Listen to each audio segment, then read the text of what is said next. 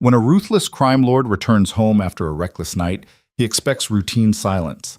Instead, he finds something far more terrifying than any enemy he's ever faced: absolute emptiness. His wife is gone, not stolen, not kidnapped, gone by choice. And in her wake, she's left behind divorce papers, stripped rooms, and a chilling truth. While he believed he controlled everything, she was quietly dismantling their marriage, piece by piece, waiting for the perfect moment to vanish forever. Will Dominic Revell discover what he's lost before it's too late? Stay until the end to find out.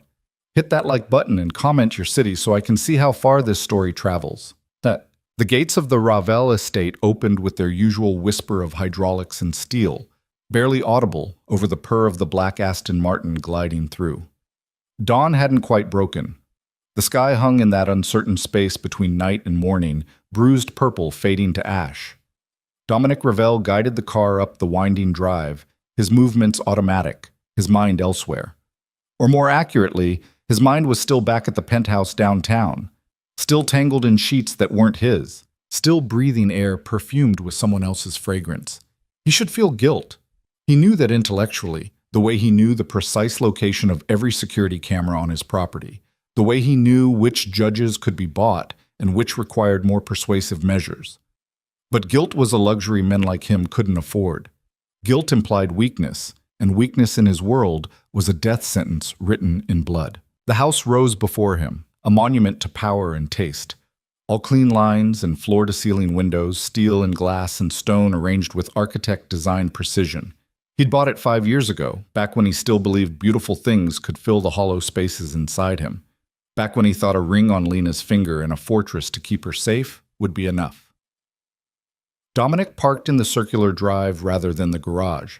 A small rebellion, a minor deviation from routine. Lena would notice, she noticed everything, but she wouldn't say anything. She never did anymore.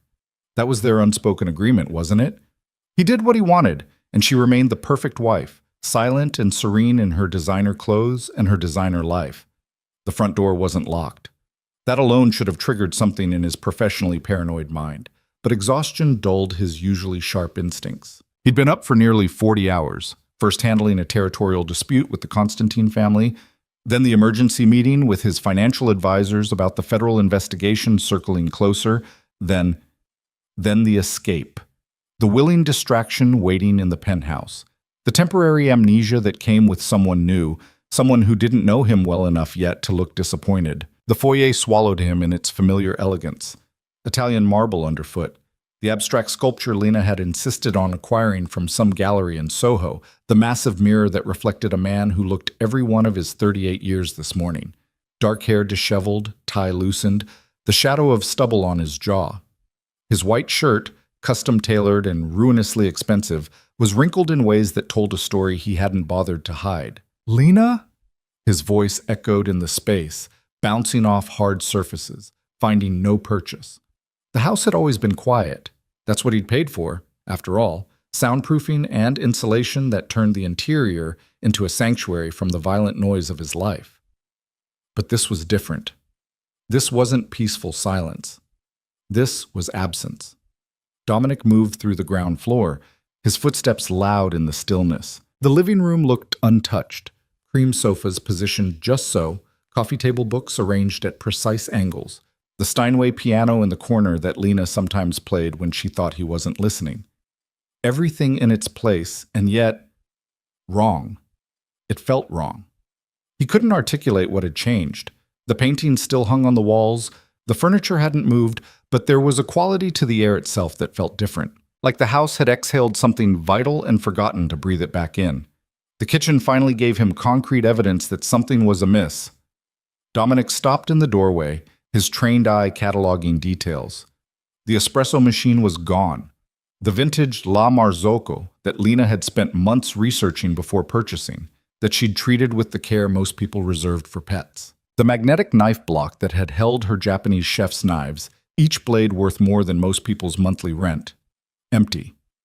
The ceramic container where she kept her loose-leaf tea collection vanished. Small things. Inconsequential things. Except they weren't, were they? On the marble island, centered with deliberate precision, sat a manila envelope. Dominic approached it the way he might approach a bomb, each step measured, his heart rate accelerating in a way that had nothing to do with fear and everything to do with the sudden, terrible understanding beginning to crystallize in his chest. His name was written on the envelope in Lena's handwriting, elegant, controlled, each letter perfectly formed. He'd always admired her penmanship, the old-fashioned care she took with the written word. It was part of what had drawn him to her initially, that sense that she existed slightly out of time, that she valued things the modern world had discarded as irrelevant. Inside the envelope, he found documents, legal documents, professionally prepared, every clause and stipulation laid out in the bloodless language of divorce attorneys. Petition for dissolution of marriage. The words swam before his eyes. He had to read them 3 times before they penetrated the shock insulating his brain. She was divorcing him. Lena was divorcing him. No warning, no fight, no tearful confrontation or thrown objects or screamed accusations. Just papers, signed and dated, waiting for his response. He flipped through the documents with hands that had started to shake, a detail that would have embarrassed him if anyone else had been present. The division of assets was spelled out with surgical precision. She wanted nothing from him beyond what she'd brought into the marriage and what she could legally claim. No alimony demands, no attempt to bleed him dry, no leveraging of what she knew about his business dealings. She was cutting him out of her life as cleanly as possible, like a surgeon excising a tumor. At the bottom of the envelope, he found a single key on a plain metal ring, the key to his house. The symbolism was so obvious it made his teeth ache. Dominic stood in the kitchen, divorce papers in one hand, key in the other, trying to reconstruct the moment when everything had changed. When had she decided? When had she planned this? How long had she been preparing to leave while sleeping beside him, sharing meals with him, existing in this house like everything was fine? The questions piled up, unanswerable, without Lena herself, and Lena was gone. He moved through the house with increasing urgency, taking the stairs 2 at a time. His earlier exhaustion burned away by adrenaline and something that might have been panic if he'd been willing to name it.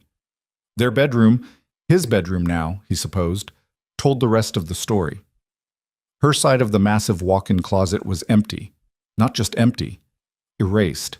The custom shelving that had held her shoes, the velvet-lined drawers where she'd kept jewelry, the section where her dresses had hung in color-coordinated rows, all bare. She'd even taken the hangers. In the bathroom, her toiletries had vanished. The expensive French skincare products, the perfume bottles arranged on the marble counter, the silk robe that had hung on the back of the door, gone. Only his things remained, looking suddenly sparse and masculine in the space they'd shared. He opened her nightstand drawer, empty except for the dust outline where her reading glasses case had been. The books on her side of the bed, the poetry collections and literary fiction she consumed with quiet intensity, removed.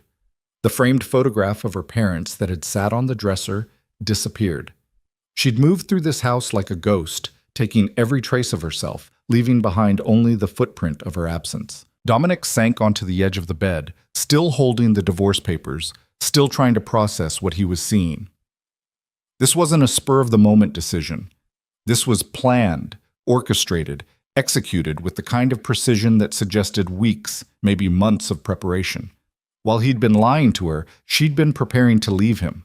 While he'd been assuming her silence meant acceptance, she'd been building an exit strategy. While he'd been taking her for granted, she'd been systematically dismantling their life together. His phone buzzed in his pocket, probably Marcus, his second in command, with updates about last night's situation. Dominic ignored it. For the first time in years, the empire he'd built seemed less important than the woman who'd just walked out of it. He tried to remember the last real conversation they'd had. Not the surface pleasantries exchanged over breakfast, not the polite inquiries about each other's days, but an actual conversation, the kind they used to have in the early days, when he'd believed she might be the one person who could know him completely and stay anyway. When had they stopped talking? When had silence become their primary language? Dominic stood, moving to the windows that overlooked the grounds. The sun was rising properly now, painting the manicured lawns and imported trees in shades of gold. He'd given her all of this. Security, luxury, a life most women would kill for. Wasn't that enough? But even as he formed the thought, he knew it was bullshit. The kind of self-serving rationalization he'd built a career on. Because he hadn't given her what she actually needed, had he? He'd given her things, objects, a beautiful cage, and called it devotion. And then he'd betrayed even that inadequate offering. The affair, if you could even call it that, so transactional and meaningless, had started 3 months ago. A woman he'd met during a business negotiation, someone who understood the rules, who wanted nothing beyond the physical and the material. It wasn't about emotion. It wasn't even really about desire. It was about escape, about having something that was his alone, something that didn't require him to be better than he was. He'd convinced himself Lena didn't know, that he was careful enough, smart enough, protected by the same skills that kept him alive in a world where men were killed for less than disrespect. But looking at the empty closet, the stripped bathroom, the divorce papers bearing her decisive signature, Dominic understood that he'd been deluding himself. She knew. Of course she knew. Lena had always been smarter than he gave her credit for. The question was, how long had she known? He pulled out his phone, pulled up her contact. His thumb hovered over the call button. What would he say? What words existed that could bridge the distance she'd created? "I'm sorry" seemed pathetically inadequate. "Come back" sounded like a command, and he had a sudden, visceral understanding that Lena was done taking orders from him. "I love you" would be the cruelest lie of all, because if he really loved her, would he have done what he'd done? Dominic put the phone away without making the call. He walked through the house again, slower this time, cataloging other absences he'd initially missed. The cashmere throw she liked to curl up with while reading, gone. The special coffee beans she ordered from a small roaster in Portland, missing from the pantry. The yoga mat that had been a permanent fixture in the home gym, vanished.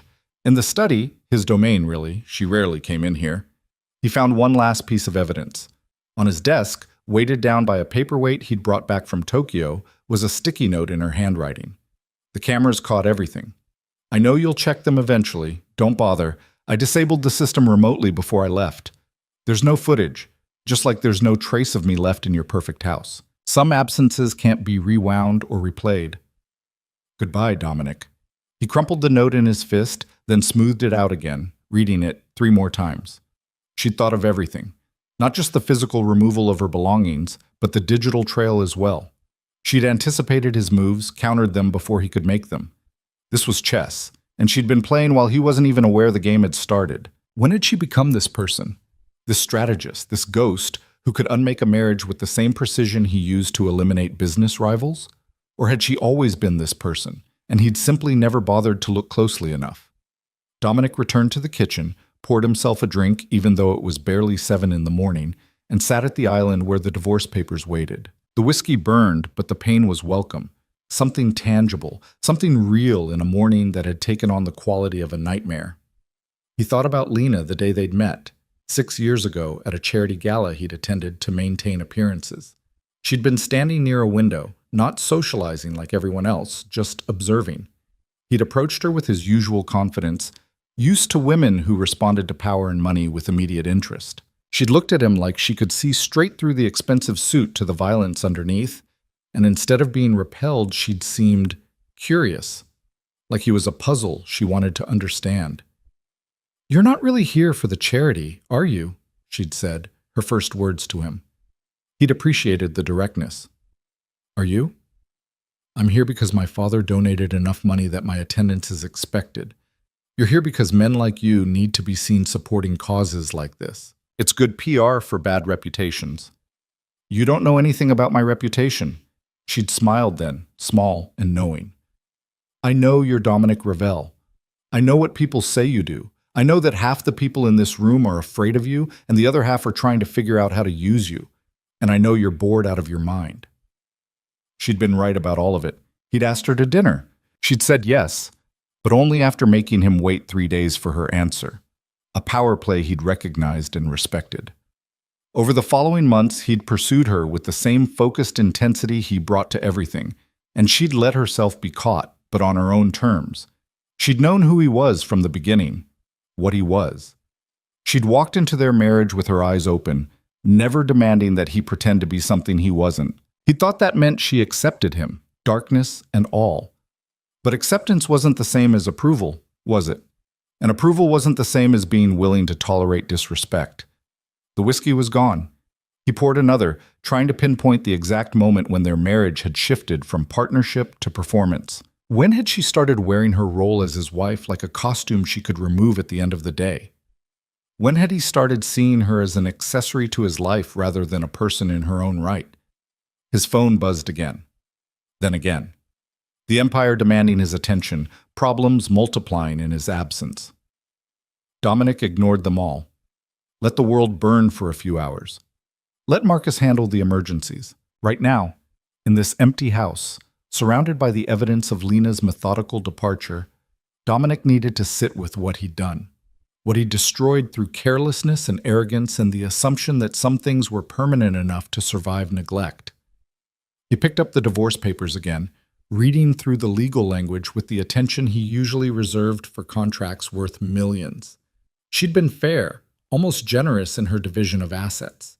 This wasn't revenge. This was simply done, over, finished. The finality of it was what hurt most, not the anger he could have fought against, not the tears he could have tried to soothe. This clean, quiet ending left him nothing to push back against. She'd removed herself from his life as efficiently as she'd removed her belongings from the house, and he was left holding nothing but papers and the key she no longer wanted. Outside, the morning had fully arrived. Somewhere in the distance, he heard the landscaping crew starting their work, the buzz of machinery a faint counterpoint to his thoughts. Life continuing, indifferent to personal catastrophes. Dominic pulled out his phone one more time, scrolling to Lena's contact. The photo that came up was from their wedding day, her in that dress that had cost more than most people's cars, him in his tuxedo, both of them smiling like they believed in forever. He'd kept that photo all these years. Had she deleted his from her phone before she left? Probably. She was thorough like that. He typed out a message.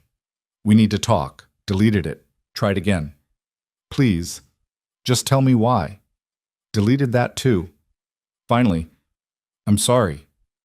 His thumb hovered over the send button for a long moment before he deleted that message as well and put the phone down. What was the point? She'd made her position clear through action rather than words. And in their world, in his world, actions were the only truth that mattered. Dominic stood, leaving the divorce papers on the island, leaving the empty glass, leaving everything exactly as it was. He climbed the stairs one more time, returning to the bedroom that was now just his, and lay down on the bed without removing his clothes or shoes. The ceiling stared back at him, blank and white, and offering no answers. He'd faced down rivals with guns, negotiated deals worth fortunes, built an empire from nothing but will and violence and strategic ruthlessness. He'd survived things that should have killed him, won battles that should have been unwinnable. But lying here in this bed, on his side while hers remained empty, Dominic confronted a truth more devastating than any enemy he'd ever faced. He'd had everything that mattered, and he'd been too blind to see it until it was gone. The sun climbed higher. The house remained silent. And somewhere in the city, in a place he didn't know and couldn't reach, Lena was building a new life without him. A life where she would finally matter more than an afterthought, more than a beautiful object to be possessed and neglected. Dominic closed his eyes against the morning light, but sleep wouldn't come. Instead, he lay there in the emptiness she'd left behind, finally understanding what he'd lost, finally grasping that power couldn't command love, and silence had never meant forgiveness. Some endings arrived quietly, without drama or confrontation. They arrived in empty closets and signed papers and a key left behind. They arrived when you weren't paying attention, when you were too busy living your life to notice someone else was preparing to leave it. And once chosen, once set in motion with that kind of deliberate care, they couldn't be undone. The house that had been a fortress now felt like a tomb. And Dominic Revel, who controlled so much, who commanded fear and respect and obedience, finally understood the limits of his power. He couldn't make her come back. He couldn't rewind time to the moment before he'd made his choices. He couldn't force her to forgive what he himself didn't deserve to have forgiven. All he could do was lie here in the wreckage of what they'd been and learn to live with the absence she'd chosen. Outside, the world continued. The Empire waited. Calls would be returned, decisions made, power exercised. Dominic Revel would rise from this bed and resume his throne, because that's what men like him did. They survived. They endured. But something had broken in the quiet hours of this morning, something that all the money and influence in the world couldn't repair. And in that breaking, In that clean and quiet ending, Lena had taught him a final lesson. The cruelest prisons are the ones we build ourselves. And sometimes freedom means leaving behind everything familiar, even if it means walking away with nothing but your dignity intact. 3 hours later, Dominic finally moved. Not because he'd reached any profound understanding or found peace with what had happened. He moved because Marcus had called 17 times, and even grief, if that's what this hollowness was, couldn't completely override years of discipline. The Empire didn't pause for personal catastrophes. It never had. He showered in the bathroom that still smelled faintly of Lena's jasmine soap, even though she'd taken the bottle with her. Ghost scents lingering in the steam. He dressed in fresh clothes from his side of the closet, each movement automatic, his mind still circling the same questions without answers. The divorce papers remained on the kitchen island where he'd left them. He picked them up, folded them carefully, and slipped them into his briefcase. Evidence. Proof that this morning had actually happened and wasn't just some fever dream born of exhaustion and guilt. When he finally called Marcus back, his second-in-command answered on the first ring. "Where the hell have you been?" Marcus demanded, his usual deference stripped away by concern. "I've been trying to reach you for hours. We've got a situation with the shipment. The Constantine brothers are making noise about last night's negotiation, and are you even listening to me?" "I'm listening," Dominic said, though he wasn't, not really. "Handle the Constantines. Tell them we'll meet next week to finalize terms. As for the shipment, reroute through the secondary channels like we discussed." Silence on the other end. Then more carefully. "You sound off. What's wrong?" "Nothing that concerns you." "Dominic." "I said handle it, Marcus. That's what I pay you for." He ended the call before Marcus could push further, already regretting the harshness. Marcus had been with him for almost a decade, had earned the right to ask questions. But Dominic wasn't ready to voice what had happened. Saying it out loud would make it real in a way that even the empty house hadn't. His phone buzzed with a text. Not Marcus this time, but a number he recognized immediately, despite having no name attached to it. The penthouse, the distraction, the woman who was probably just waking up now, wondering where he'd gone. "Last night was amazing. When can I see you again?" Dominic stared at the message, feeling nothing, less than nothing. The affair that had seemed like an escape 12 hours ago now looked like what it was. A symptom of a deeper rot, a shortcut to feeling something when his real life had gone numb. He deleted the message without responding. Then, after a moment's consideration, he blocked the number entirely. Too little, too late. The damage was done. But perhaps there was something to be said for not compounding mistakes. The house felt oppressive now, each empty room a reminder of what he'd lost. Dominic grabbed his keys and left, needing motion, needing to escape the suffocating silence even though he knew the absence would follow him wherever he went. The city was alive with mid-morning traffic, people rushing to jobs and meetings and lives that hadn't imploded overnight. Dominic drove without destination, letting instinct guide him through familiar streets. He ended up downtown, parking in the underground garage of the building that housed his legitimate business interests. The front that made his money clean, the acceptable face of an unacceptable empire. His private office occupied the top floor, all glass and steel and carefully curated art. His assistant, Claire, looked up in surprise when he stepped off the elevator. "Mr. Ravel, I wasn't expecting you today. You have no appointments until—" "Clear my schedule," he interrupted, moving past her desk toward his office. "I don't want to be disturbed." "Sir, you have the meeting with the investors at 2 and the conference call with the Tokyo office at—" "Cancel them. All of them." Claire's professional mask slipped for just a moment, revealing concern underneath. She'd worked for him long enough to know when something was seriously wrong. "Is everything all right?" "No," he said, surprising himself with the honesty. "But it will be handled. Just give me the day."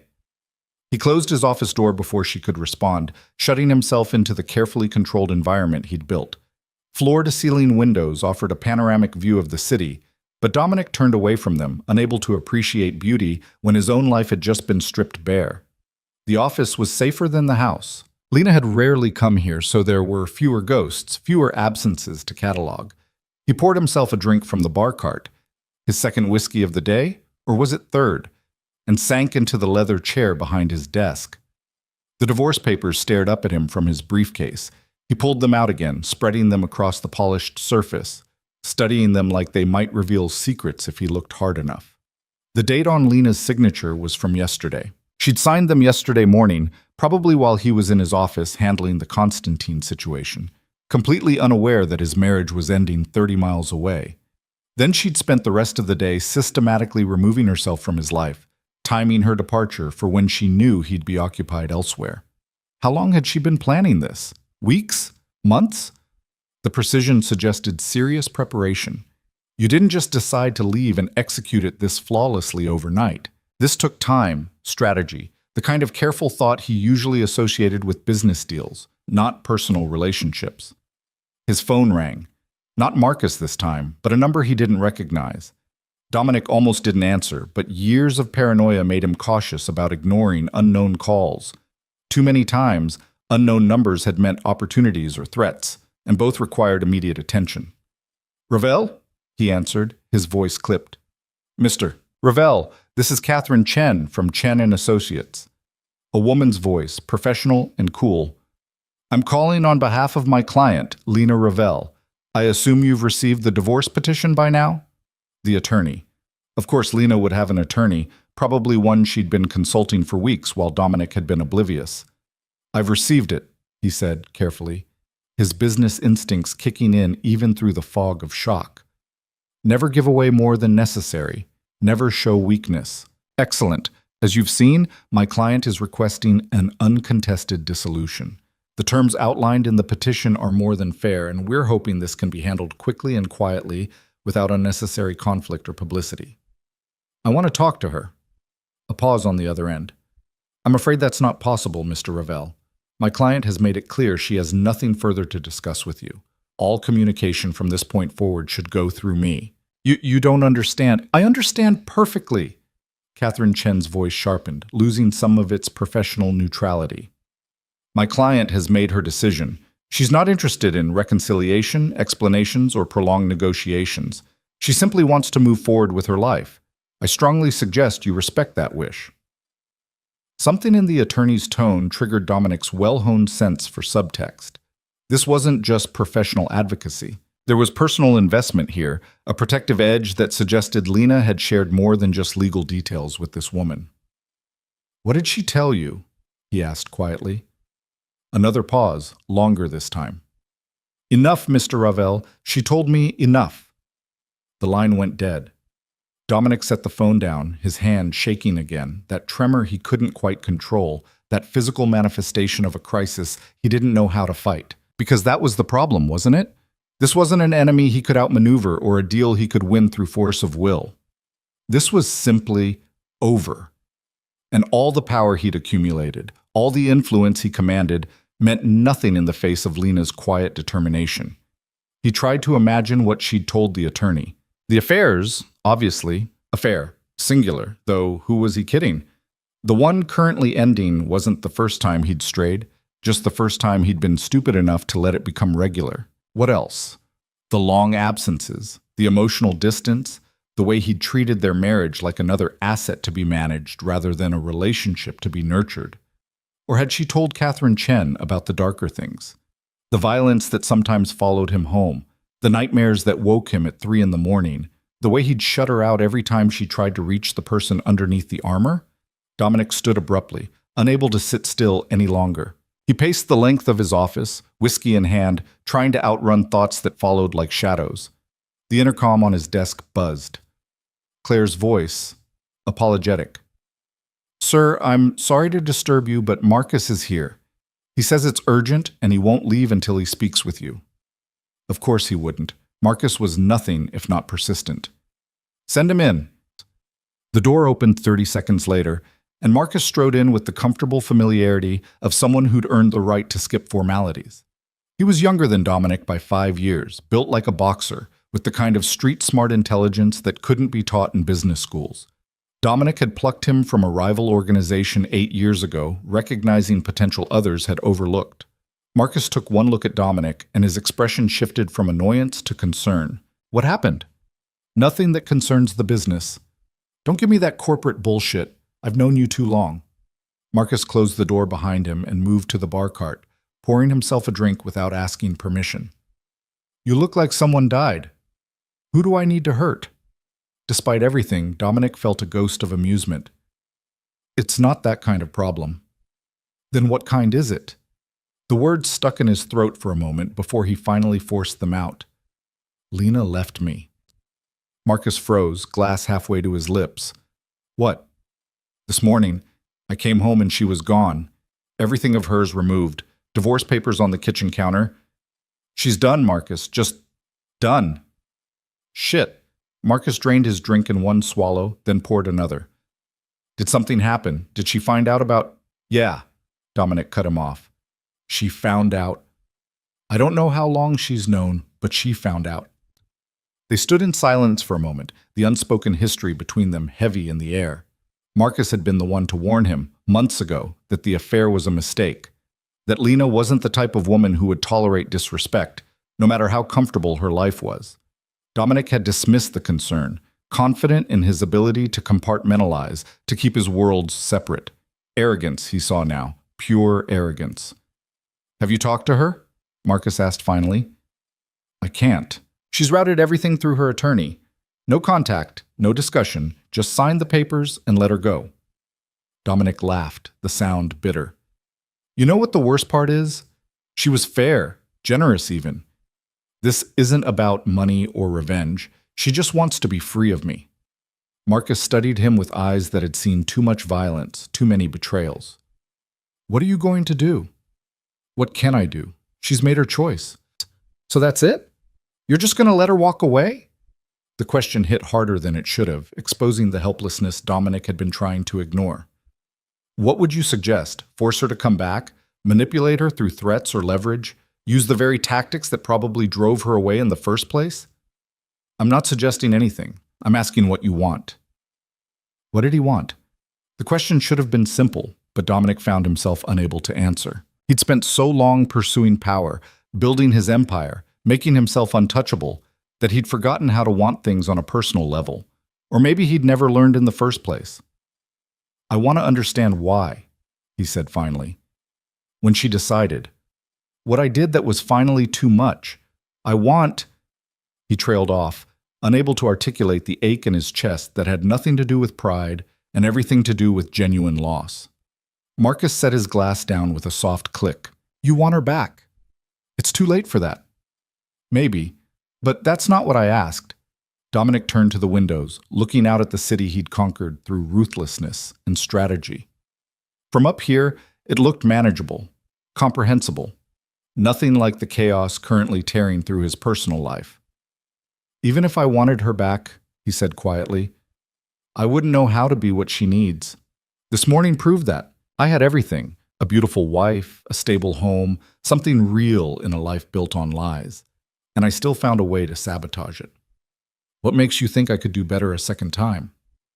I don't know if you could, Marcus said bluntly, but I know you're not even trying. You're just accepting defeat, which isn't like you at all.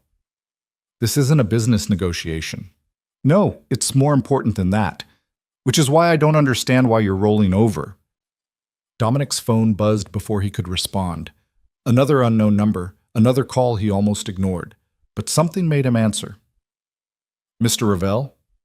A different voice this time, male, hesitant. This is David Walsh. I'm the superintendent of the building at 1247 Madison Avenue. I have some items here that belong to you, or belong to someone at your address. A woman dropped them off this morning with instructions to call you. 1247 Madison Avenue. They're his address. What kind of items? Personal effects, sir. Looks like clothing, some documents, photographs. She said they weren't hers to take, so she was returning them. Even in leaving, Lena was meticulous. Anything that belonged to him, anything that might create future entanglement, returned cleanly. No loose ends. I'll send someone to pick them up, Dominic said mechanically. Actually, sir, she specifically requested that you come in person. She left a note saying if you didn't show up yourself within 48 hours, I should donate everything to charity. Of course she did. One last maneuver, forcing him to face the reality of what was happening rather than delegating it away like everything else in his life. I'll be there this afternoon, he heard himself say. He ended the call and looked at Marcus. She's returning my things, personal effects she doesn't want. Marcus raised an eyebrow. That's cold. That's thorough. Dominic felt something shift in his chest, some combination of admiration and devastation. She thought of everything, every angle, every contingency. She didn't just leave Marcus. She extracted herself like a surgeon removing a tumor, making sure nothing got left behind to cause complications. Sounds like someone I know, Marcus observed. Maybe that's why you married her in the first place. You recognized a kindred spirit. The observation stung because it was true. He had recognized something in Lena that first night, a steel core underneath the elegance, a strategic mind that could match his own. He'd been drawn to her strength, even as he'd spent the following years trying to ignore it, to reduce her to nothing more than the beautiful accessory on his arm. What a waste. What a profound, irredeemable waste. I need to go, Dominic said abruptly, gathering the divorce papers and shoving them back into his briefcase. Can you handle things here for the rest of the day? Where are you going? To pick up my things, and maybe... He trailed off, not wanting to voice the desperate hope forming in his mind. Maybe the superintendent knew something. Maybe Lena had said something, dropped some hint about where she'd gone or what she was thinking. Maybe there was still a thread he could pull. A way to unravel her careful departure and find a path back to her. Marcus seemed to read his thoughts. Don't, he said quietly. Don't go there hoping for answers she's already made clear she won't give you. That way lies obsession, and obsession makes men stupid. I'm already stupid. I destroyed my marriage for what? A temporary escape that meant nothing? Then don't compound the stupidity by stalking her through building superintendents and attorneys. If you want to fix this, if you even can fix this, you need to do it right. And that starts with respecting the boundaries she's set. Dominic knew Marcus was right. Knew it with the same certainty he knew how to read a balance sheet or anticipate a rival's next move. But knowledge and acceptance were different things entirely, and right now, acceptance felt impossible. Just handle the business, he said, moving toward the door. I'll be back tomorrow.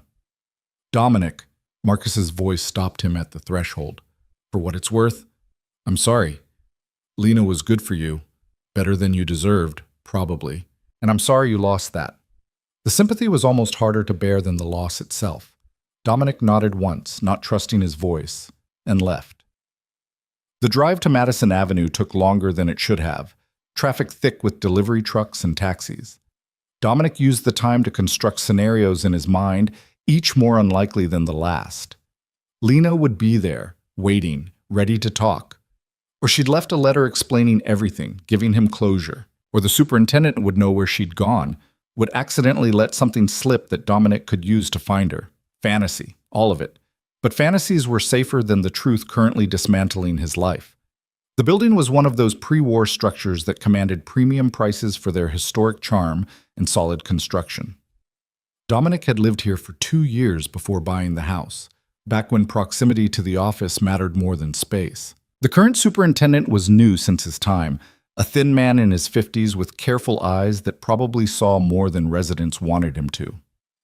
Mr. Ravel? He asked when Dominic introduced himself. Come with me. I stored everything in the package room. They rode the elevator in silence, descended into the basement where the building kept deliveries and storage lockers. David Walsh led him to a corner where 3 boxes sat, neatly labeled in Lena's handwriting. She brought these herself? Dominic asked, unable to help the question. Yes, sir. Early this morning, around 7. She was very specific about the instructions. Did she say anything else? Walsh hesitated, clearly debating how much to share. She seemed resolved, if that makes sense. Not angry or upset, just very calm and certain about what she was doing. Resolved. Certain. The words hit like physical blows. Did she mention where she was going? No, sir, and I didn't ask. Seemed like she valued her privacy. Of course she did, and of course this stranger had respected that privacy in a way Dominic was currently struggling to. He loaded the boxes into his car, each one a physical reminder of the life he'd lost. Back at the house, it was getting harder to think of it as home. He carried them inside and set them in the living room, unsure what to do with them. Opening the boxes felt like a violation, but leaving them sealed felt like cowardice. Finally, he compromised, opening just the first one to see what Lena had deemed important enough to return. Photographs, mostly. Their wedding album, leather-bound and expensive. Pictures from vacations they'd taken in the early years, Paris, Santorini, that week in Kyoto where they'd barely left the hotel room. Candid shots of them at various events, Lena in designer gowns, Dominic in his armor of expensive suits. They looked happy in the photos. He'd forgotten they'd ever looked that happy. Underneath the photographs, he found the love letters he'd written her during their courtship. Dominic hadn't known he was capable of such sentiment until Lena had inspired it, drawing out a version of himself he'd thought long dead. He picked up one at random, his own handwriting achingly familiar on the expensive stationery. Lena, every moment with you feels like coming home to a place I didn't know existed. You see me, really see me, and somehow you stay anyway. I don't know what I did to deserve that, but I promise I'll spend the rest of my life earning it. The irony was too cruel. He'd promised to earn her faith, her trust, her love. Instead, he'd taken it for granted until it evaporated. Dominic set the letter down carefully, unable to read more. The other boxes could wait. He couldn't handle any more evidence of what he'd destroyed. Not tonight. His phone buzzed. Marcus checking in. Everything okay? He typed back, fine. Just going through some things. The response came quickly. Don't torture yourself. What's done is done. But that was the problem, wasn't it? What was done couldn't be undone. The affair couldn't be unfucked. The neglect couldn't be retroactively transformed into attention. The marriage couldn't be rewound to the point where he still had a chance to choose differently. Time was a bastard that way. It only moved in one direction, carrying consequences forward, never allowing do-overs. Dominic poured himself another drink, definitely his fourth of the day, possibly his fifth, and sat among the boxes in his empty living room, surrounded by the detritus of a relationship he'd killed through inattention and selfishness. The house settled around him, making those small noises old houses make. But without Lena's presence to animate the space, without her music or her voice, or the small sounds of her moving through rooms, the noises felt hollow. The house wasn't alive anymore. It was just a structure, expensive and well-appointed and utterly devoid of meaning. He thought about calling Catherine Chen back, about begging for 5 minutes of Lena's time, just 5 minutes to explain or apologize or whatever futile gesture might ease this ache. But Marcus's warning echoed in his mind. Obsession makes men stupid. So instead, Dominic sat in the gathering darkness, not bothering to turn on lights, letting the shadows claim the room the way absence was claiming his life. Tomorrow he'd have to return to being the Dominic Ravel everyone expected, the strategist, the power broker, the man who commanded respect through fear and careful calculation. Tomorrow the empire would require his attention, and he'd give it, because that's what he did. That's what he was good at. But tonight, in this empty house, surrounded by photographs of better days and promises he'd broken, Dominic allowed himself to sit with the full weight of what he'd lost. Not just Lena, though that loss alone was staggering. He'd lost the possibility of being better than he was. The chance to prove that love could transform even the darkest parts of him. The future they might have built if he'd been brave enough to choose her over his worst impulses. Gone. All of it, gone. And the worst part, the part that made the whiskey taste like ash and the photographs blur with unshed tears, was that he had no one to blame but himself. The darkness eventually gave way to dawn again, though Dominic couldn't have said when he'd actually slept. He woke on the couch, still in yesterday's clothes, the empty whiskey glass on the floor beside him. His head pounded with dehydration and something deeper, the physical manifestation of emotional exhaustion. The boxes remained where he'd left them, silent witnesses to his unraveling. He forced himself through the motions of normalcy. Shower, fresh suit, coffee he couldn't taste. The mirror showed a man who looked older than he had 2 days ago. New lines etched around his eyes, a brittleness in his expression that hadn't been there before. This was what loss looked like, he realized. This was the face of a man confronting consequences. Marcus had texted sometime in the night. Meeting with the Constantine rescheduled for tomorrow. Federal investigation hit a snag. Their informant went cold. We might have caught a break. Call me when you're ready to discuss. Business as usual. The empire rolling forward regardless of personal catastrophe, because empires didn't care about broken hearts or failed marriages. They cared about money and power and survival, and Dominic had built his to be ruthlessly efficient in all three. But for the first time in his adult life, the thought of returning to that world felt hollow. What was the point of an empire if there was no one to share it with? What good was power if it couldn't protect the things that actually mattered? He was halfway through his coffee when the doorbell rang. Dominic wasn't expecting anyone. Marcus had a key and would have let himself in. Deliveries came through the gate system, requiring advance clearance. For a brief, irrational moment, hope flared in his chest. Maybe Lena had come back. Maybe she'd reconsidered. Maybe... He opened the door to find a woman in her mid-40s, dressed in an elegant black pantsuit, her dark hair pulled into a severe bun. She carried a leather portfolio and wore the expression of someone who'd seen too many of these meetings to be moved by emotion. "Mr. Ravel," she said, extending a hand. "Catherine Chen. I thought it was time we met in person." The attorney, Lena's attorney, the woman who'd coolly informed him yesterday that his wife wanted nothing to do with him. Dominic didn't take the offered hand. "How did you get past my gate?" "Your wife, your soon-to-be ex-wife, gave me the code before she left. I'm returning it to you." She held out a slip of paper with the security numbers written in Lena's handwriting, along with some additional documents that require your signature. "I haven't agreed to anything yet, and you're within your rights to contest the petition," Catherine said evenly, "though I'd strongly advise against it. Contested divorces get messy, and messy means public. I don't imagine someone in your position wants his private life examined in open court." The implied threat was clear. Lena knew things about his business, about the sources of his wealth, about deals that wouldn't survive legal scrutiny. She'd been careful not to include any of that in the divorce papers, but if he forced a fight, those considerations might change. "Is that a threat?" he asked quietly. "It's a reality check. My client wants a clean break. She's offering you generous terms and asking for nothing beyond what's fair.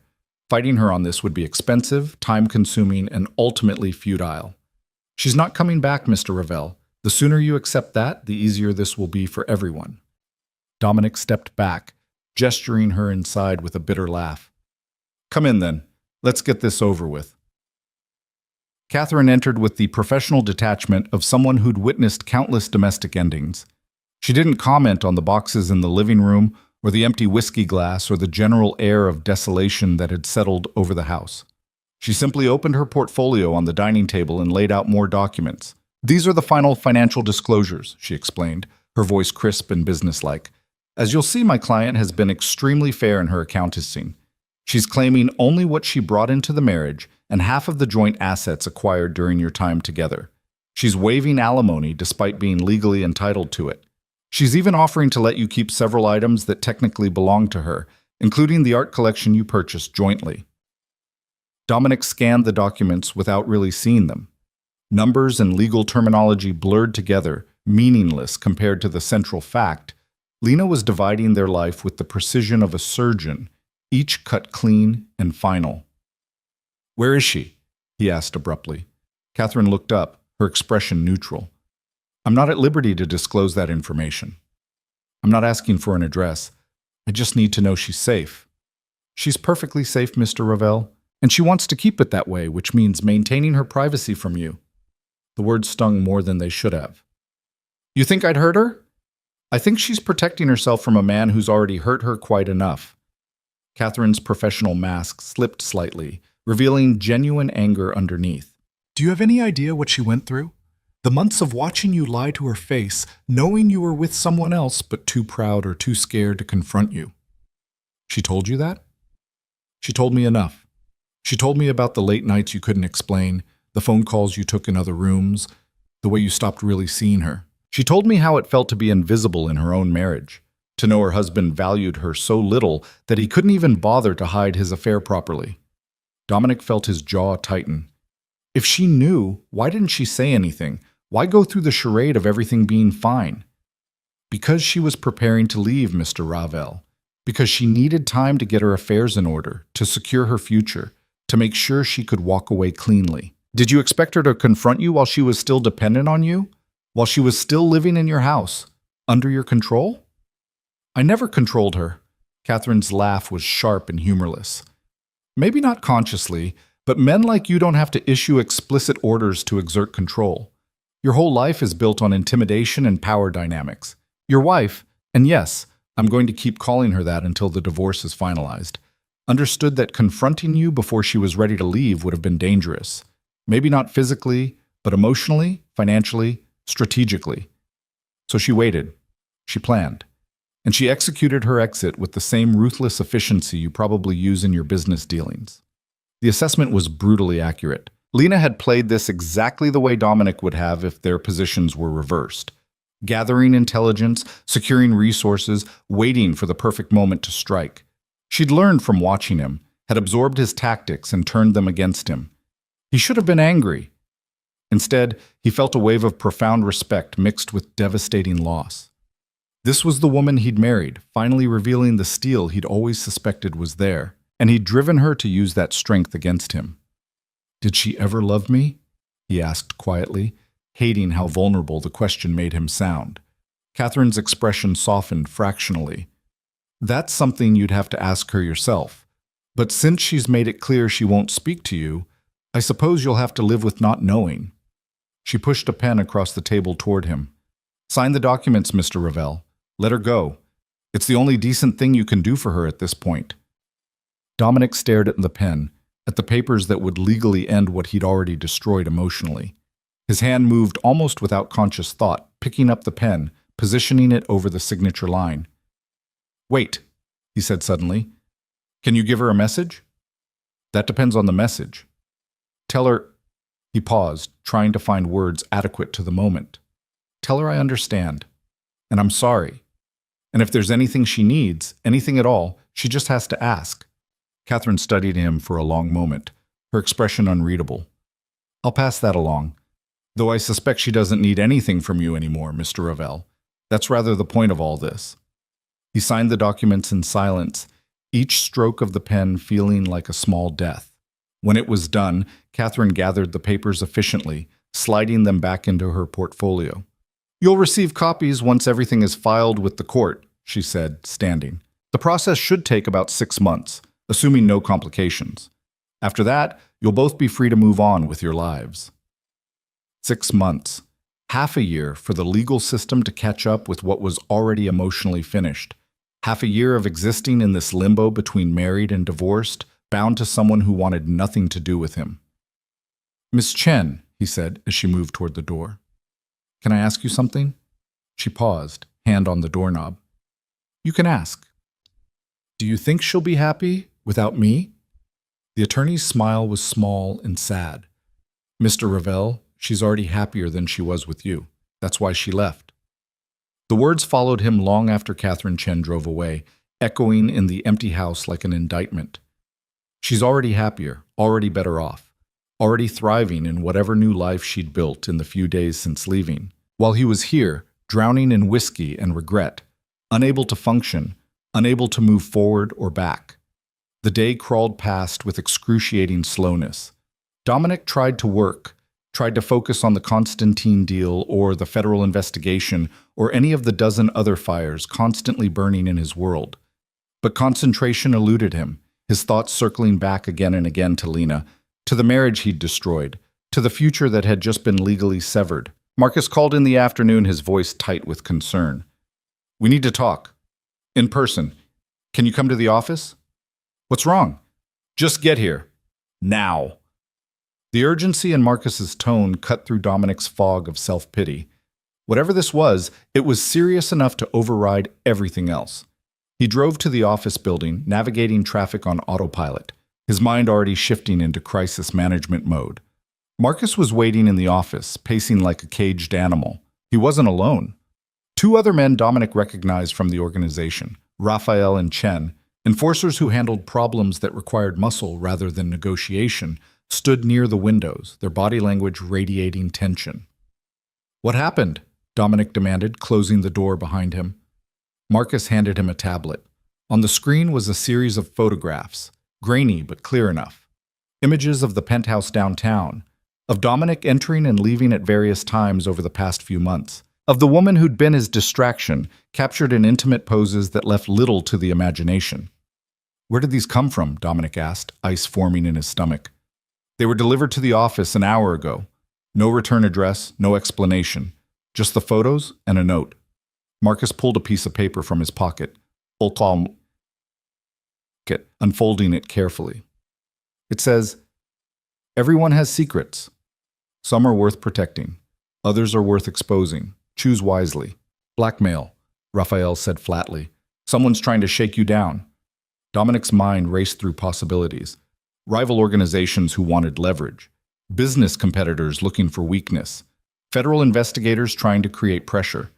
The list of people who might benefit from compromising him was long and varied. "Have they made demands yet?" he asked. "Not yet. This feels like a warning shot. They're letting you know they have the ammunition before they tell you what they want for their silence." Dominic studied the photographs again, seeing them through new eyes. These weren't casual surveillance shots. They were professional, well-composed, taken by someone who knew what they were doing. This wasn't some opportunistic paparazzi or jealous lover. This was planned, strategic, purposeful. "The affair is over," he said quietly. "I ended it yesterday. Whoever took these, they're working with old information." "Doesn't matter if it's over or not," Chen pointed out. "The photos still exist. Your wife might not care anymore, but these could still be used against you in a dozen different ways." Your wife. The words hit differently now, weighted with irony. Lena had already left.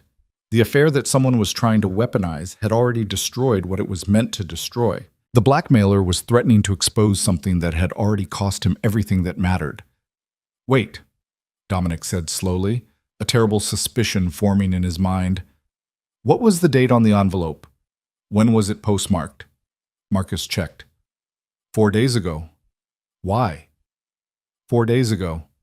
Right around the time Lena would have been finalizing her departure plans, signing the divorce papers, preparing to disappear from his life. "Show me the photographs again," Dominic demanded, taking the tablet and scrolling through the images with new attention to detail. The timestamps, the angles, the precise composition. This wasn't random surveillance. These photos were meant to document, to create a record, to build a case. "These aren't from a blackmailer," he said finally, the realization hitting him like a physical blow. "These are from a private investigator." Marcus frowned. "I don't follow." Lena hired someone to document the affair. That's how she knew. That's how she had proof to show her attorney, to justify the divorce, to protect herself legally in case I tried to fight it. Dominic felt a hysterical laugh building in his chest. These photos weren't meant to blackmail me. They were meant to free her. "Then why were they sent here?" Raphael asked. "Because whoever took them finished their job and is cleaning up loose ends. They probably sent copies to Lena's attorney first, gave her what she needed for the divorce. These are just..." He trailed off, understanding crystallizing. "These are a courtesy, a professional courtesy from one person who traffics in secrets to another.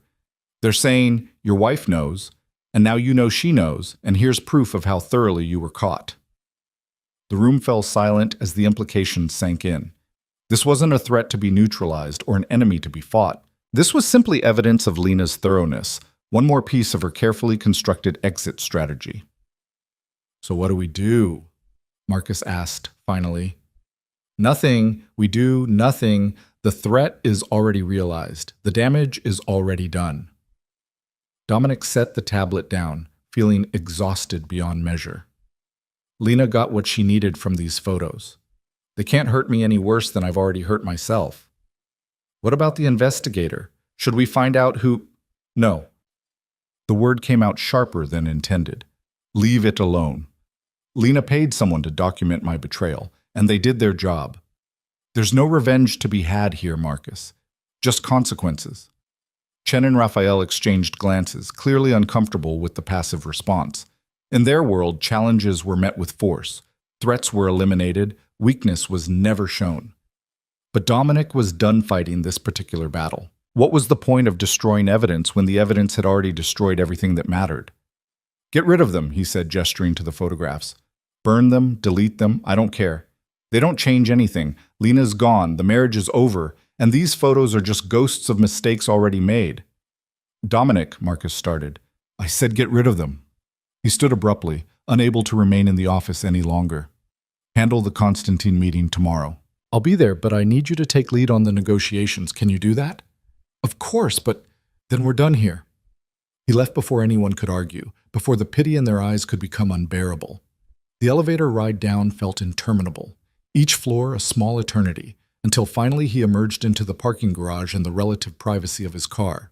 Dominic sat in the driver's seat, hands gripping the steering wheel, breathing through the wave of emotion that threatened to overwhelm him. Lena had hired someone to follow him, to document his lies, to build a case against him that would be legally unassailable. While he'd been congratulating himself on his discretion, on his ability to compartmentalize, she'd been gathering evidence of his betrayal with the patience of someone planning a military campaign. How long had she known? The photographs were dated over several months, which meant the surveillance had been extensive. Weeks of having his movements tracked, his lies cataloged, his betrayal preserved in high-resolution images. And through all of it, she'd maintained her composure, never confronting him, never tipping her hand. The level of self-control that required was staggering. Dominic had seen men crack under far less pressure, but Lena had held herself together, had played her role as the dutiful wife while methodically constructing her escape route. She'd been stronger than he'd ever given her credit for, and the realization of just how badly he'd underestimated her was its own special kind of pain. His phone buzzed, a text from a number he didn't recognize. "The photos were a gift, Mr. Ravel. Your wife requested they be sent to you after her departure as proof that her decision was justified. She wanted you to know she didn't leave on impulse or emotion. She left because she had irrefutable evidence of who you really are. Consider them a final lesson in the consequences of carelessness. J.W. Investigations." A final lesson. Even in leaving, Lena was teaching him something. Even in her absence, she was making sure he understood exactly why he'd lost her. Dominic read the message 3 times before deleting it. Then he started the car and drove, not toward home, but away from it, needing distance from the empty house and the boxes of memories and the suffocating weight of his own failures. He ended up at the marina where he kept his boat, a 40-foot sailing yacht he'd bought on impulse years ago and rarely used. The evening was settling in, painting the water in shades of amber and gold, other boats rocking gently in their slips. The yacht represented another excess, another expensive toy purchased to fill a void that material things couldn't actually fill. But tonight, it offered something the house didn't: solitude without ghosts. Dominic unlocked the cabin and descended into the teak-lined interior. It smelled of salt and canvas and old wood, clean and uncomplicated. No traces of Lena here. She'd always hated sailing, had only joined him once before declaring it wasn't her thing. This was his space, untainted by memories of what they'd been. He found a bottle of decent scotch in the galley and poured himself a measure, then carried it up to the deck. The sun was setting properly now, the sky on fire with reds and oranges and purples. Other people were out on the water, a few die-hard sailors taking advantage of the evening calm, a family returning from a day trip, their children's laughter carrying across the distance. Normal lives, uncomplicated lives. Lives where mistakes could be corrected and apologies accepted, and love was simple rather than strategic. Dominic had never had that kind of life. Even before the Empire, before the violence and the moral compromises, he'd been someone who lived in complications, someone who saw relationships as negotiations and trust as a calculated risk. Meeting Lena had been the first time he'd wondered if he might be capable of something different, something genuine, and he'd proven, definitively, that he wasn't. The scotch burned going down, but the pain was familiar, almost comforting. This he understood: physical discomfort, the slow dulling of sharp edges through alcohol, the temporary numbness that came with enough drinking.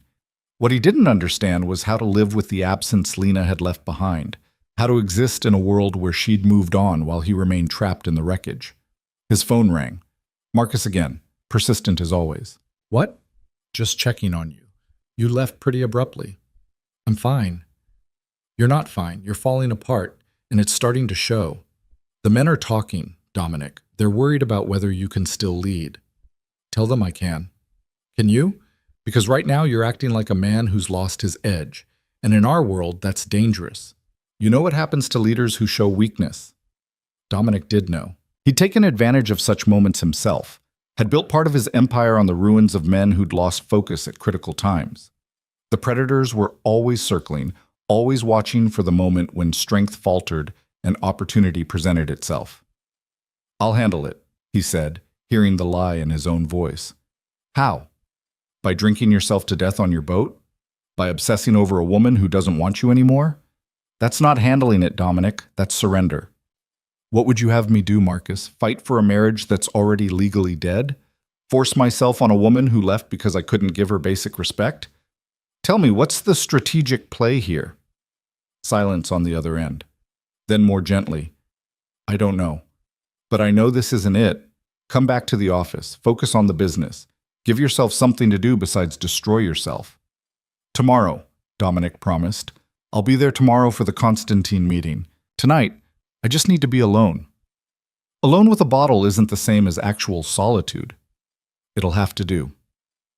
He ended the call before Marcus could push further, silencing the phone entirely. The sun had set completely now, the marina lights flickering on, creating pools of illumination against the gathering darkness. Other boats were lit up, people visible through windows and portholes, living their lives, apparently uncomplicated by the kind of destruction Dominic had wrought on himself. He thought about Lena somewhere out there in the city, or maybe she'd left the city entirely, started over somewhere new. Was she with friends, family? Had she found an apartment, and was she decorating it right now, choosing furniture that reflected her taste rather than his, creating a space that was entirely hers? The thought of her happy without him should have brought relief. At least someone had escaped this wreckage intact. But instead it brought a sharp, visceral jealousy. Not of anyone specific, but of the life she was building, the freedom she'd claimed, the future she'd secured by cutting him out entirely. She was already happier, Catherine Chen had said. Already thriving. Already better off. While he sat here on a boat he never used, drinking scotch he couldn't taste, trying to figure out how to exist in a world where the one person who'd ever made him want to be better had decided he wasn't worth the effort. The scotch bottle was half empty when Dominic finally moved from the deck, his legs unsteady beneath him. The marina had gone quiet. Most boats dark now, their owners having returned to shore in lives that continued regardless of his personal apocalypse. He descended into the cabin, intending to sleep off the alcohol, but sleep felt impossible with his mind still churning through the same circular thoughts. Instead, he found himself opening the storage compartment where he kept navigation charts and emergency supplies. Buried underneath practical items was a small wooden box he'd forgotten about, something Lena had given him their first Christmas together. He'd stored it here when they'd stopped using the boat, when his life had become too complicated for leisurely sails. Inside the box were more photographs, but these were different from the ones the investigator had taken. These showed a younger version of himself and Lena, back when possibilities still existed between them. A candid shot someone had taken at a restaurant. Lena mid-laugh at something he'd said, him looking at her with an expression he barely recognized on his own face.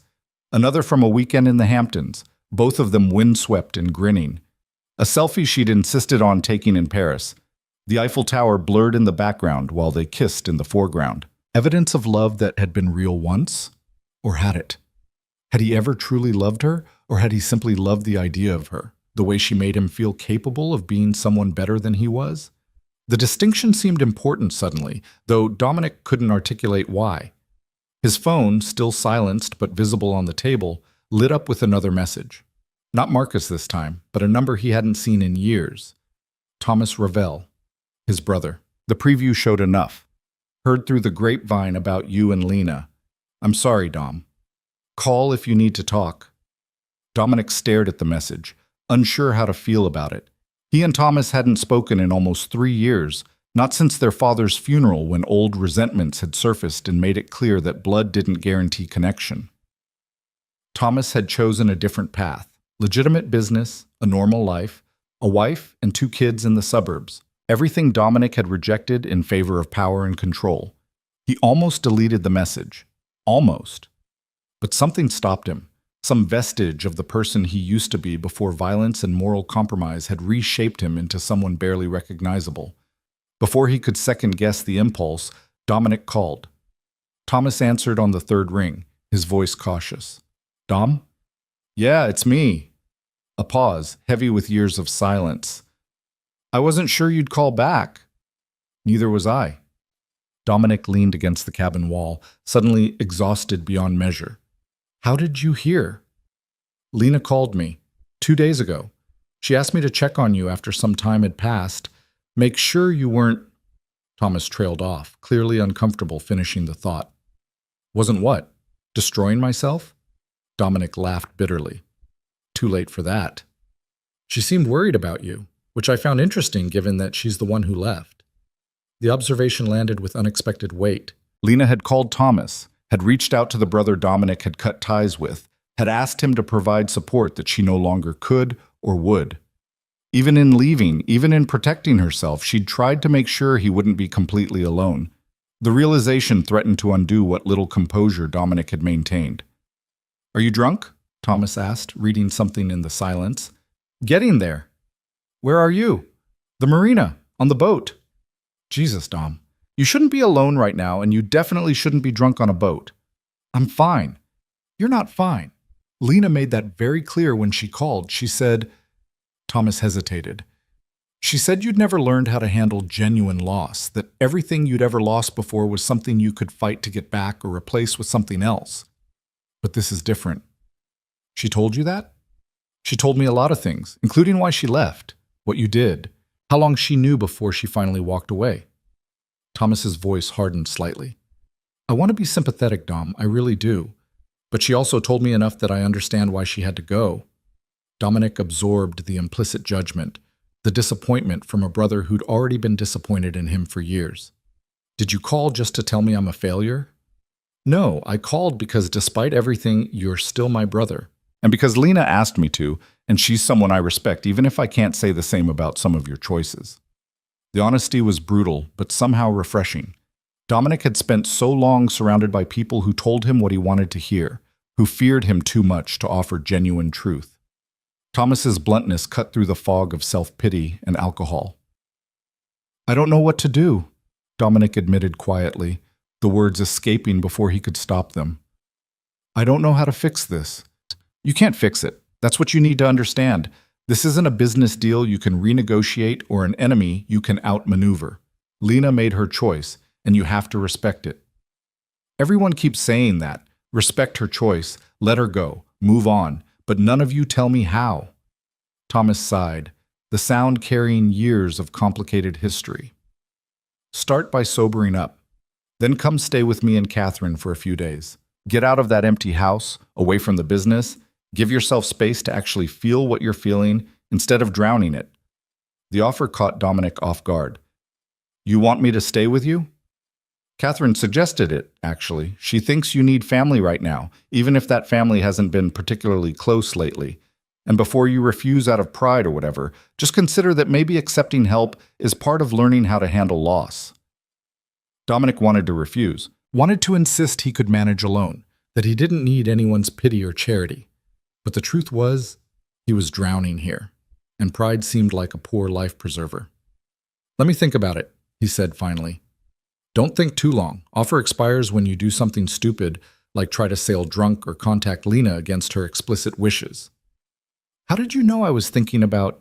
Because I know you, Dom. You're a strategist. You're probably already planning how to engineer an accidental meeting or find some excuse to reach out. Don't. It won't work, and it'll only make things worse. The accuracy of the assessment was unsettling. Dominic had been formulating exactly such plans, running scenarios where he might orchestrate contact without technically violating Lena's boundaries. Hearing Thomas identify the impulse made it sound as pathetic as it actually was. I should go, Dominic said, suddenly uncomfortable with the vulnerability this conversation was exposing. Call me tomorrow. Let me know if you're coming. And Dom? Thomas paused. I'm sorry about Lena, about the divorce, about all of it. I know it doesn't help, but I am. The line went dead before Dominic could respond, leaving him alone again with the photographs and the scotch, and the profound silence of a boat that had witnessed none of his failures. He slept eventually, passing out on the narrow berth with his clothes still on, Thomas's offer echoing in his mind alongside Lena's apparent concern and the growing understanding that he'd lost more than just his wife. He'd lost the person he might have become if he'd been brave enough to choose differently. Morning arrived with punishing brightness and a headache that felt deserved. Dominic forced himself upright, splashed water on his face from the tiny sink, and tried to assess the damage. His reflection in the small mirror showed a man who looked like he'd been in a fight. Bloodshot eyes, 2 days of stubble, skin sallow from too much alcohol and too little sleep. This was who he'd become in Lena's absence. This was the man underneath the expensive suits and controlled exterior. Stripped of her stabilizing presence, he was reverting to something raw and self-destructive. The realization should have been frightening. Instead, it felt almost liberating. At least this version was honest. At least this man wasn't pretending to be something he wasn't. His phone showed multiple missed calls from Marcus, several texts from various business contacts, and one more message from Thomas. Offer still stands. Catherine's making up the guest room just in case. Dominic climbed back up to the deck, squinting against the morning sun reflecting off the water. The marina was coming alive around him, people preparing boats for day trips, maintenance workers making their rounds, the normal rhythm of a world that hadn't stopped just because his had imploded. He needed to make a decision. Return to the house and the empire and the life he'd built, pretend everything was fine until the pretending became reality again. Or accept Thomas's offer, admit he needed help, take the risk that vulnerability might lead somewhere other than destruction.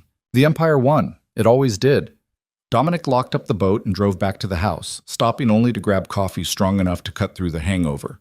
By the time he arrived, he'd reconstructed his armor piece by piece until the broken man from the marina was safely hidden underneath the mask of Dominic Ravel, crime boss and strategist. Marcus was already there, waiting in the driveway with an expression that suggested he'd been prepared to break down the door if necessary. "You look like hell," Marcus said bluntly. "Good morning to you too. The Confronting meeting is in 3 hours. Please tell me you're going to be functional for it." "I'll be fine." Dominic unlocked the front door, stepping into the house that still felt wrong, still felt empty despite all his things being exactly where he'd left them. "Give me an hour to shower and change.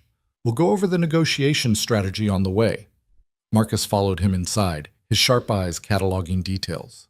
"Did you sleep here last night?" "No, I was on the boat." "Drinking?" "Some." "Christ, Dominic, you can't fall apart right now. Too many people are depending on you. Too many threats are circling." The Confronting smelled blood in the water. The federal investigation is gaining momentum, and half our suppliers are getting nervous about the instability. You need to pull yourself together. "I am together." Dominic headed for the stairs, needing the shower and the change of clothes, needing to complete the transformation back into someone capable of commanding respect. "I had one night of weakness. It's done." "Is it? Because from where I'm standing, this looks like the beginning of a spiral, not the end of one."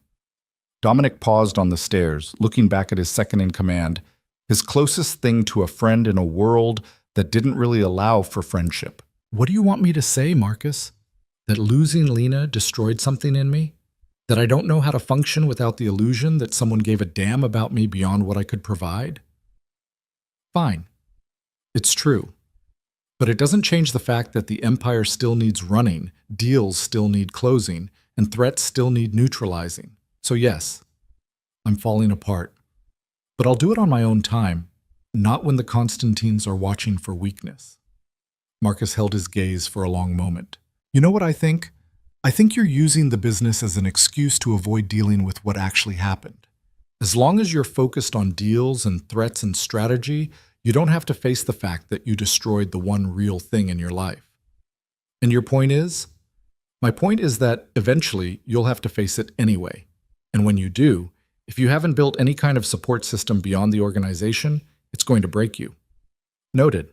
Now can I shower in peace, or are you planning to follow me upstairs and continue this intervention?" Marcus shook his head, but something in his expression suggested resigned acceptance rather than anger. 1 hour. Then we leave for the meeting.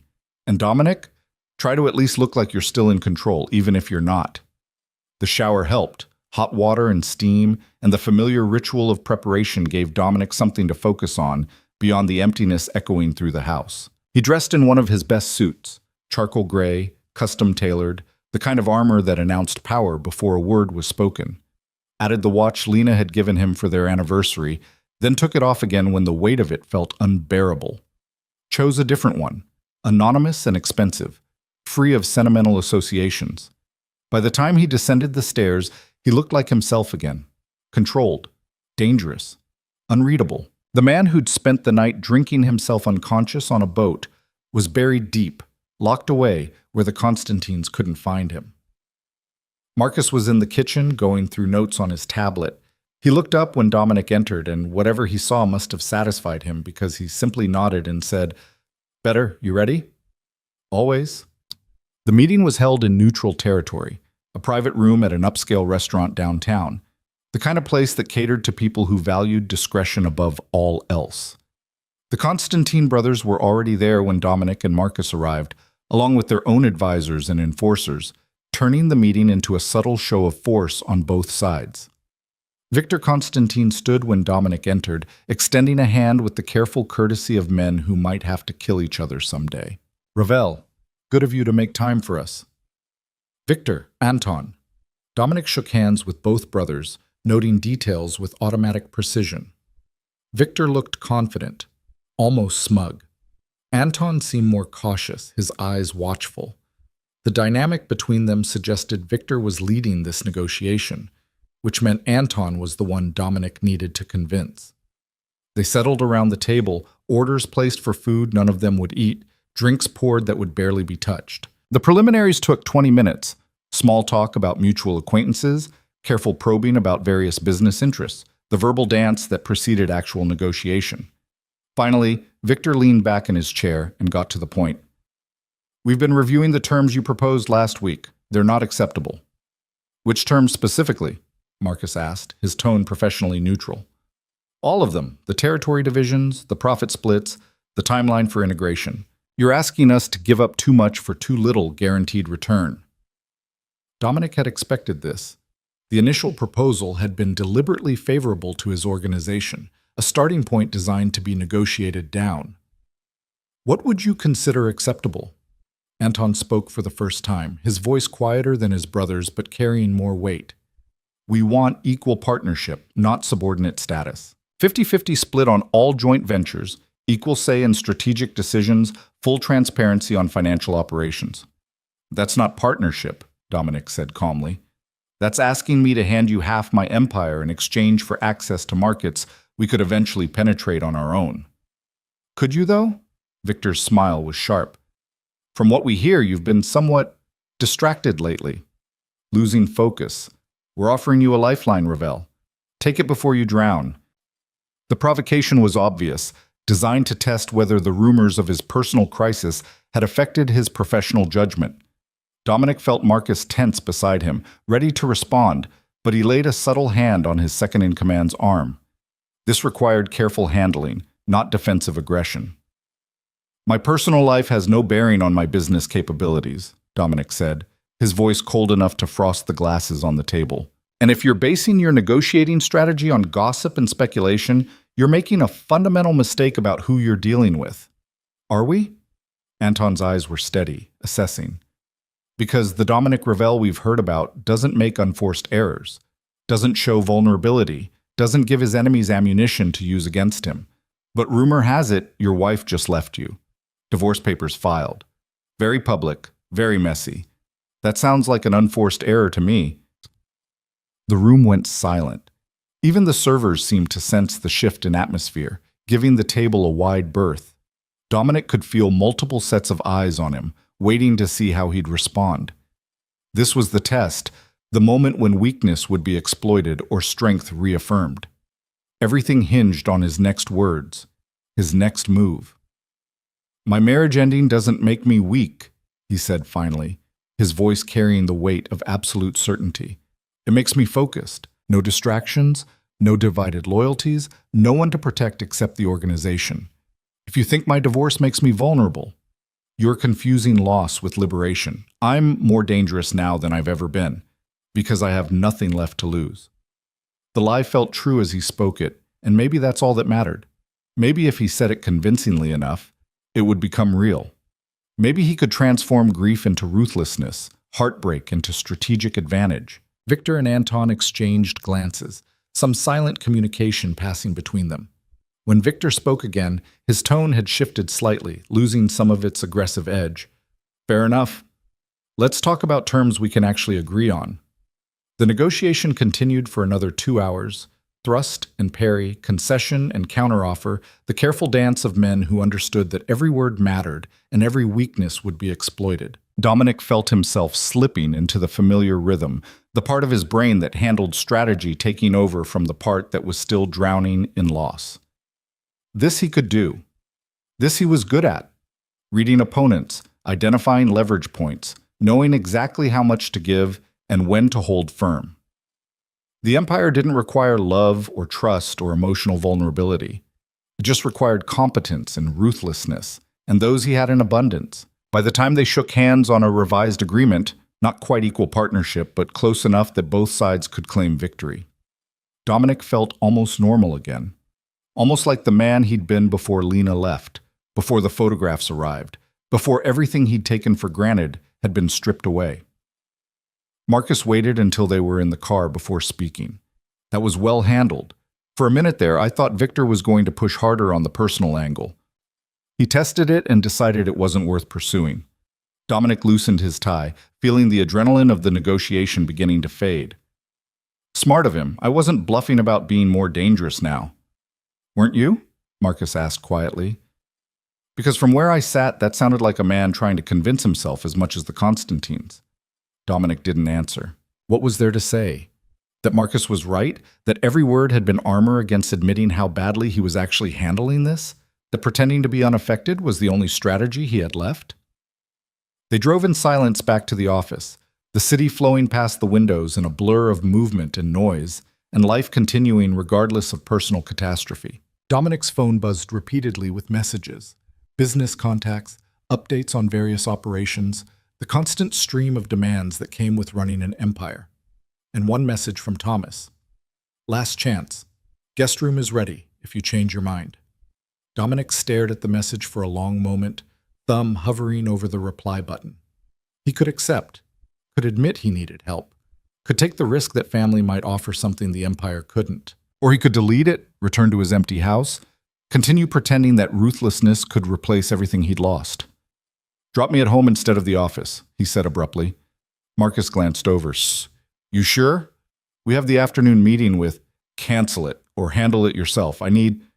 Dominic trailed off, unsure how to finish the sentence. What did he need? Space? Time? Someone to tell him how to exist in this new reality where Lena was gone and nothing felt solid anymore? You need a break, Marcus finished for him. You need to stop running from what happened and actually deal with it. Since when did you become a therapist? Since I watched you nearly derail a crucial negotiation because you're barely holding it together. Marcus's voice was firm, but not unkind. Take the rest of the day. Hell, take the rest of the week. The business will survive without you for a few days, and maybe you'll survive better with some actual time to process this. The suggestion felt both terrifying and necessary. Time to process meant time to feel, and feeling meant confronting the full weight of what he'd destroyed. But maybe Marcus was right. Maybe pretending to be fine was only delaying the inevitable breakdown. When they pulled up to the house, Dominic sat in the car for a moment before getting out. Marcus, thank you for everything. For covering for me, for being honest, for not letting me completely self-destruct. That's what family does, Marcus said simply. Even the family we choose rather than the one we're born with. The words stayed with Dominic as he entered the empty house, as he stood in the foyer that still echoed with Lena's absence. Family. Thomas had offered him family, had extended an olive branch across years of silence because Lena had asked him to. Because even in leaving, even in protecting herself, she'd tried to make sure he wouldn't face this alone. He pulled out his phone and typed a response to his brother. I'll be there tomorrow, if the offer still stands. The reply came within seconds. It stands. See you tomorrow, Dom. Dominic set the phone down and looked around the house that no longer felt like home.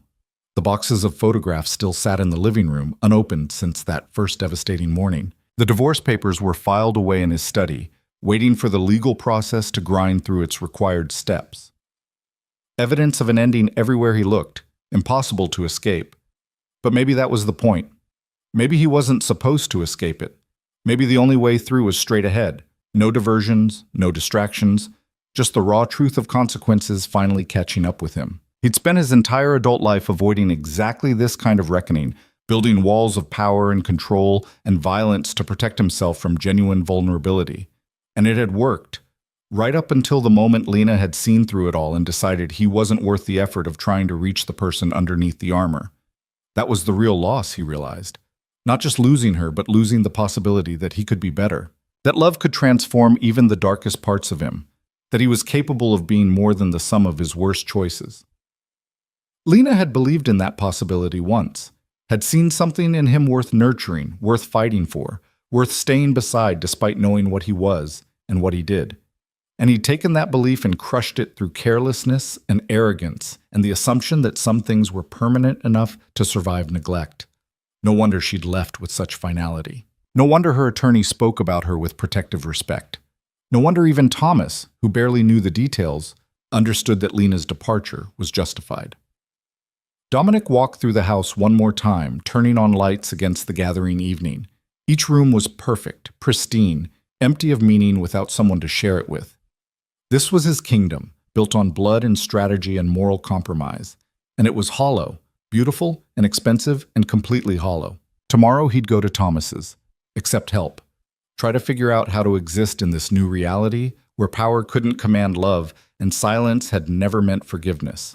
Tonight, he'd stay here in the house that was no longer a home, surrounded by evidence of what he'd destroyed, and finally let himself feel the full weight of what that meant. The tears came unexpectedly, sudden and overwhelming, breaking through the careful control he'd maintained for days. Dominic sank onto the couch where he and Lena had once watched movies together, where she'd curled against him on lazy Sunday mornings, where they'd planned futures that would never arrive now. And he let himself break, let the grief consume him in a way he'd never allowed before, let the pretense of strength finally shatter. Because Marcus was right. The only way through was to actually feel it, to stop running, stop strategizing, stop trying to negotiate his way out of consequences that were absolute and irreversible. Lena was gone. The marriage was over, and all the power in the world couldn't change those fundamental truths. The crying stopped eventually, leaving Dominic hollow and exhausted on a couch that held too many memories. He fell asleep there without meaning to, his body finally surrendering to the accumulated weight of days without real rest, and woke to find pale morning light filtering through windows he'd forgotten to close. His face felt tight from dried tears, his body stiff from sleeping in an awkward position. The house was silent around him, offering no comfort, just the persistent reminder that he was alone here and would remain alone regardless of how many rooms the structure contained. Dominic forced himself upright, moving through the mechanical rituals of showering and dressing. He packed a bag with clothes for a few days, feeling strange about the act of leaving his own house. When had he last stayed somewhere else voluntarily? Years, probably. The house had been his fortress, his sanctuary, the place where he could drop the mask of Dominic Ravel and just exist. Except he'd never actually dropped the mask, had he? Even with Lana, even in the supposed safety of their marriage, he'd maintained walls, protected himself from real intimacy, even while claiming to offer it. No wonder she'd left. No wonder silence had been easier than confrontation. What was there to say to someone who refused to be truly known? The drive to Thomas's house in Westchester took just over an hour, traffic mercifully light for a weekday morning. The neighborhood was exactly what Dominic had expected. Tree-lined streets, well-maintained homes with actual yards, the kind of suburban domesticity he'd always dismissed as boring and conventional. His brother had chosen this life deliberately, had walked away from the family business and everything it represented to build something clean and normal. Looking at it now through the lens of recent loss, Dominic wondered if Thomas had been the smarter one all along. Catherine answered the door before he could knock, her smile warm but her eyes assessing. She'd always been perceptive, Thomas's wife, able to read people with an accuracy that made Dominic slightly uncomfortable. They'd met only a handful of times over the years, but she'd never seemed intimidated by who he was or what he did. If anything, she'd seemed almost disappointed by his choices, like she'd expected better from her husband's brother. "Dominic," she said, stepping aside to let him enter. "I'm glad you came. Thomas is in the kitchen with the kids. Fair warning, it's chaos in there. Hope you're ready for it." The house smelled like coffee and something baking, wholesome scents that belonged to a life Dominic had never seriously considered. He followed Catherine through a hallway decorated with family photographs, Thomas and Catherine on their wedding day, Their two children at various ages, candid moments of genuine happiness that made something in Dominic's chest ache. This was what Lena had wanted, he realized. Not the specifics of suburban life, but the authenticity of it, the realness. A partnership built on actual intimacy rather than strategic alliance and carefully maintained distance. The kitchen was indeed chaos.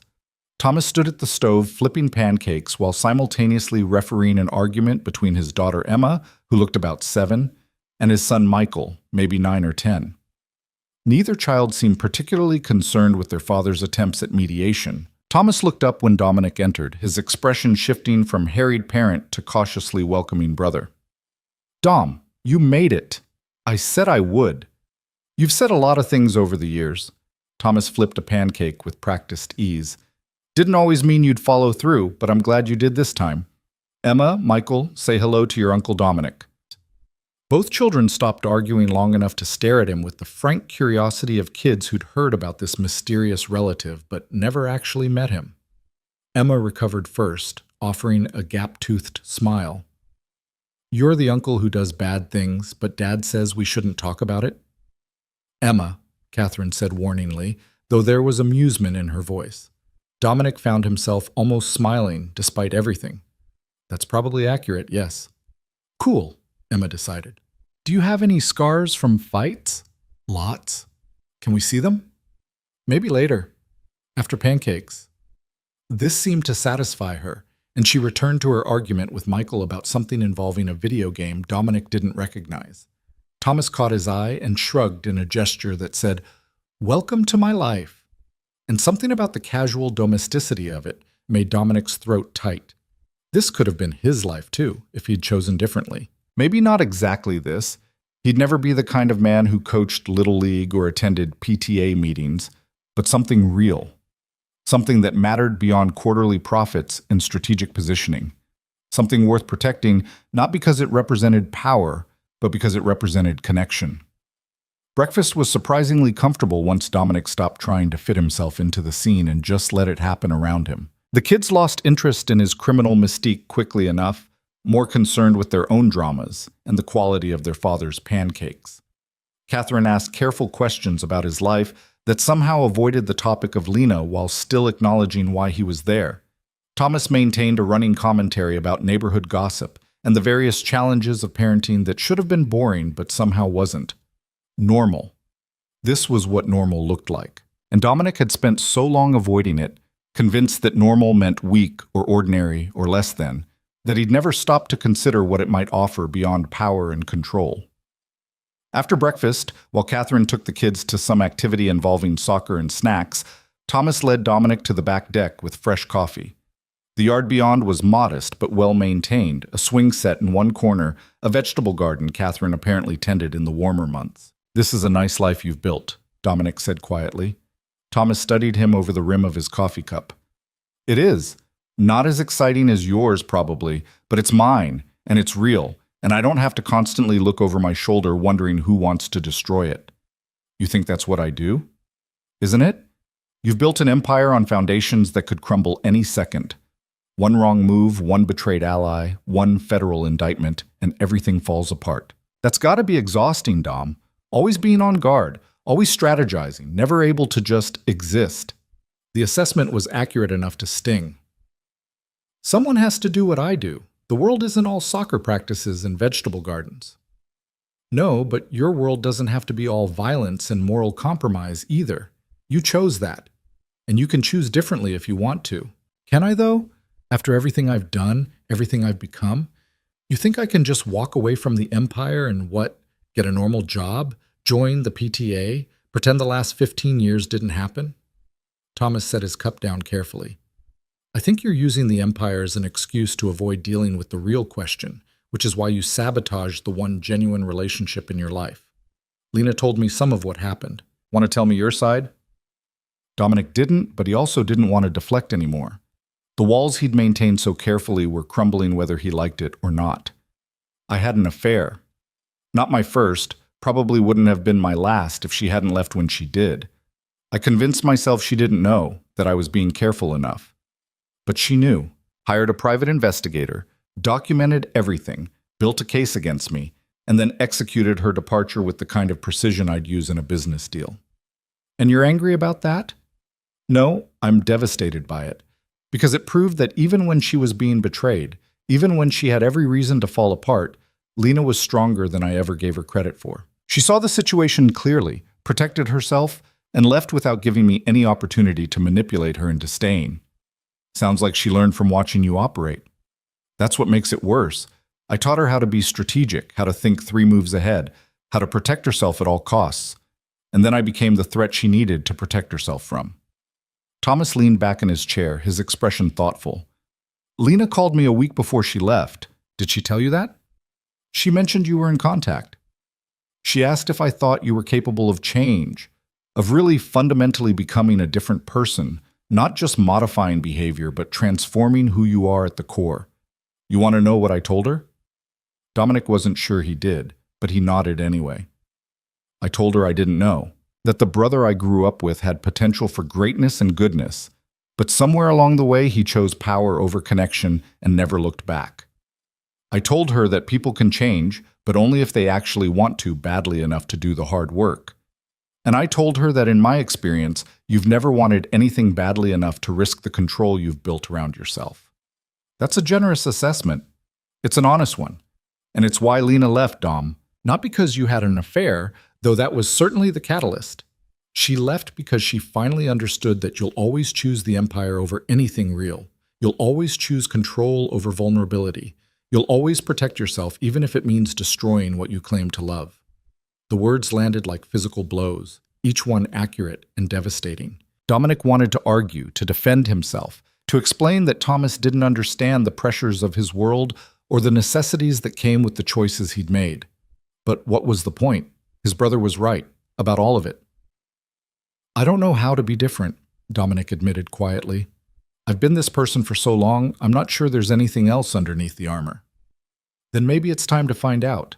Not for Lena. That ship has sailed and you need to accept it. But for yourself. Because this version of you, the one who trades genuine connection for strategic positioning, who builds walls instead of bridges, who thinks power can substitute for love, that version is going to die alone in a big empty house, surrounded by expensive things that mean nothing, wondering what the point of all of it was. Dominic looked out at the yard, at the swing set that spoke of children's laughter, at the garden that required patience and care rather than domination. What if I don't know how to be the other version? What if this is all I'm capable of? Then at least you'll know you tried. But Dom, I don't think that's true. I think you're perfectly capable of being better. You're just scared of what that would cost you in terms of the control you've spent decades building. They sat in silence for a while, the morning warming around them, sounds of the neighborhood going about its business filtering over the fence, a dog barking somewhere, a lawnmower starting up. The ordinary symphony of suburban life. Finally, Thomas spoke again. Stay as long as you need. Catherine and I talked about it, and we're good with you being here until you figure out your next move.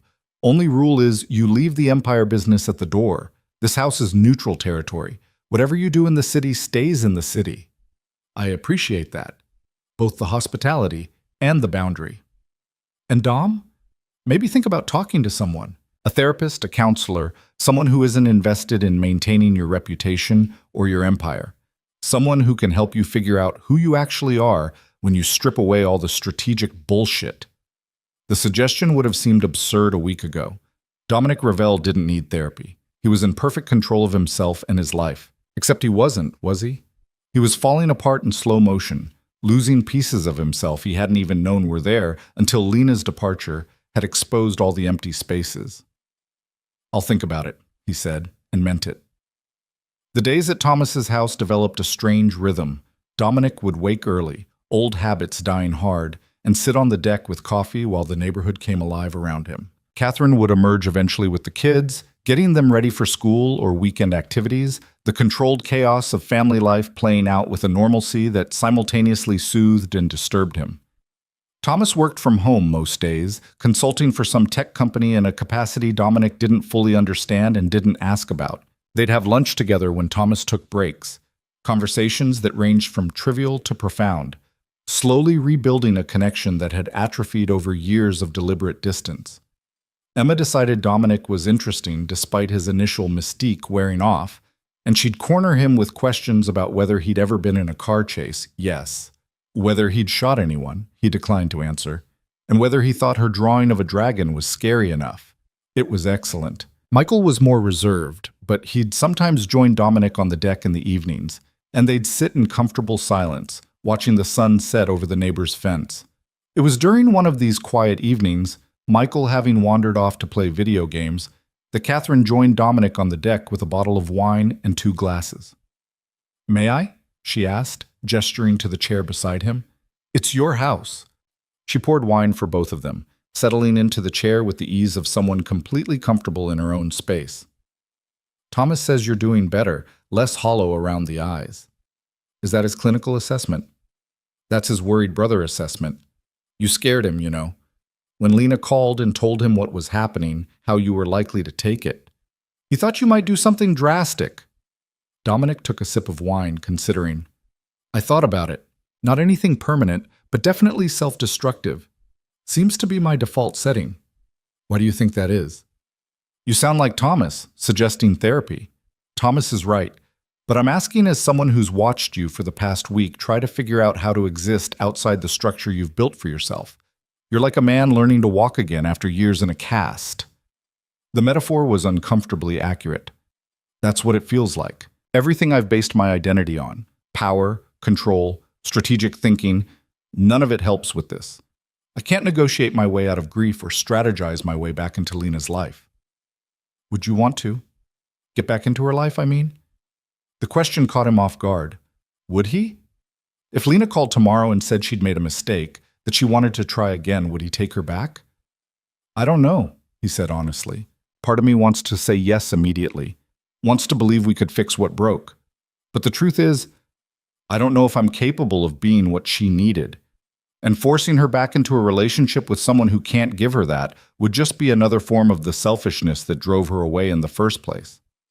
Catherine nodded slowly, as if he'd passed some test he hadn't known he was taking. "That's probably the most self-aware thing I've heard you say. Thomas mentioned you've always been smart about business, about reading people and situations, but you've been remarkably obtuse about yourself. Deliberate obtuseness, mostly, easier to avoid uncomfortable truths if you never look at them directly. And now? Now I don't have a choice. Lena's absence has made it impossible to avoid what I am and what I've done. I can either face it or let it destroy me. And I'm tired of being destroyed by my own choices."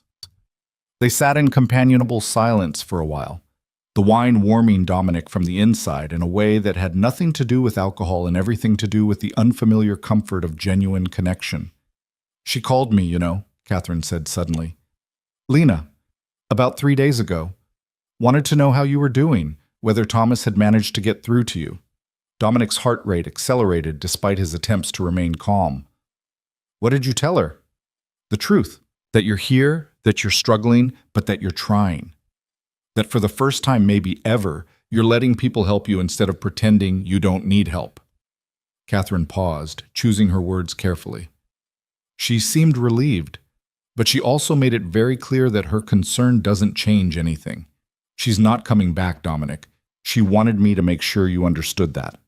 The words hurt, but they also brought a strange clarity. Lena cared enough to check on him, but not enough to reconsider her decision. She'd removed herself from his life while still maintaining enough compassion to ensure he didn't completely self-destruct. It was exactly the kind of measured response he'd expect from her. Strategic, but not cruel. Definitive, but not vindictive. "I understand," he said quietly. "And honestly, I wouldn't want her to come back unless I could prove I'd actually changed.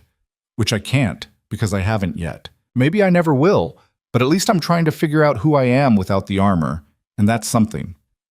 Catherine reached over and squeezed his hand briefly, a gesture of support that felt more genuine than anything he'd experienced in years.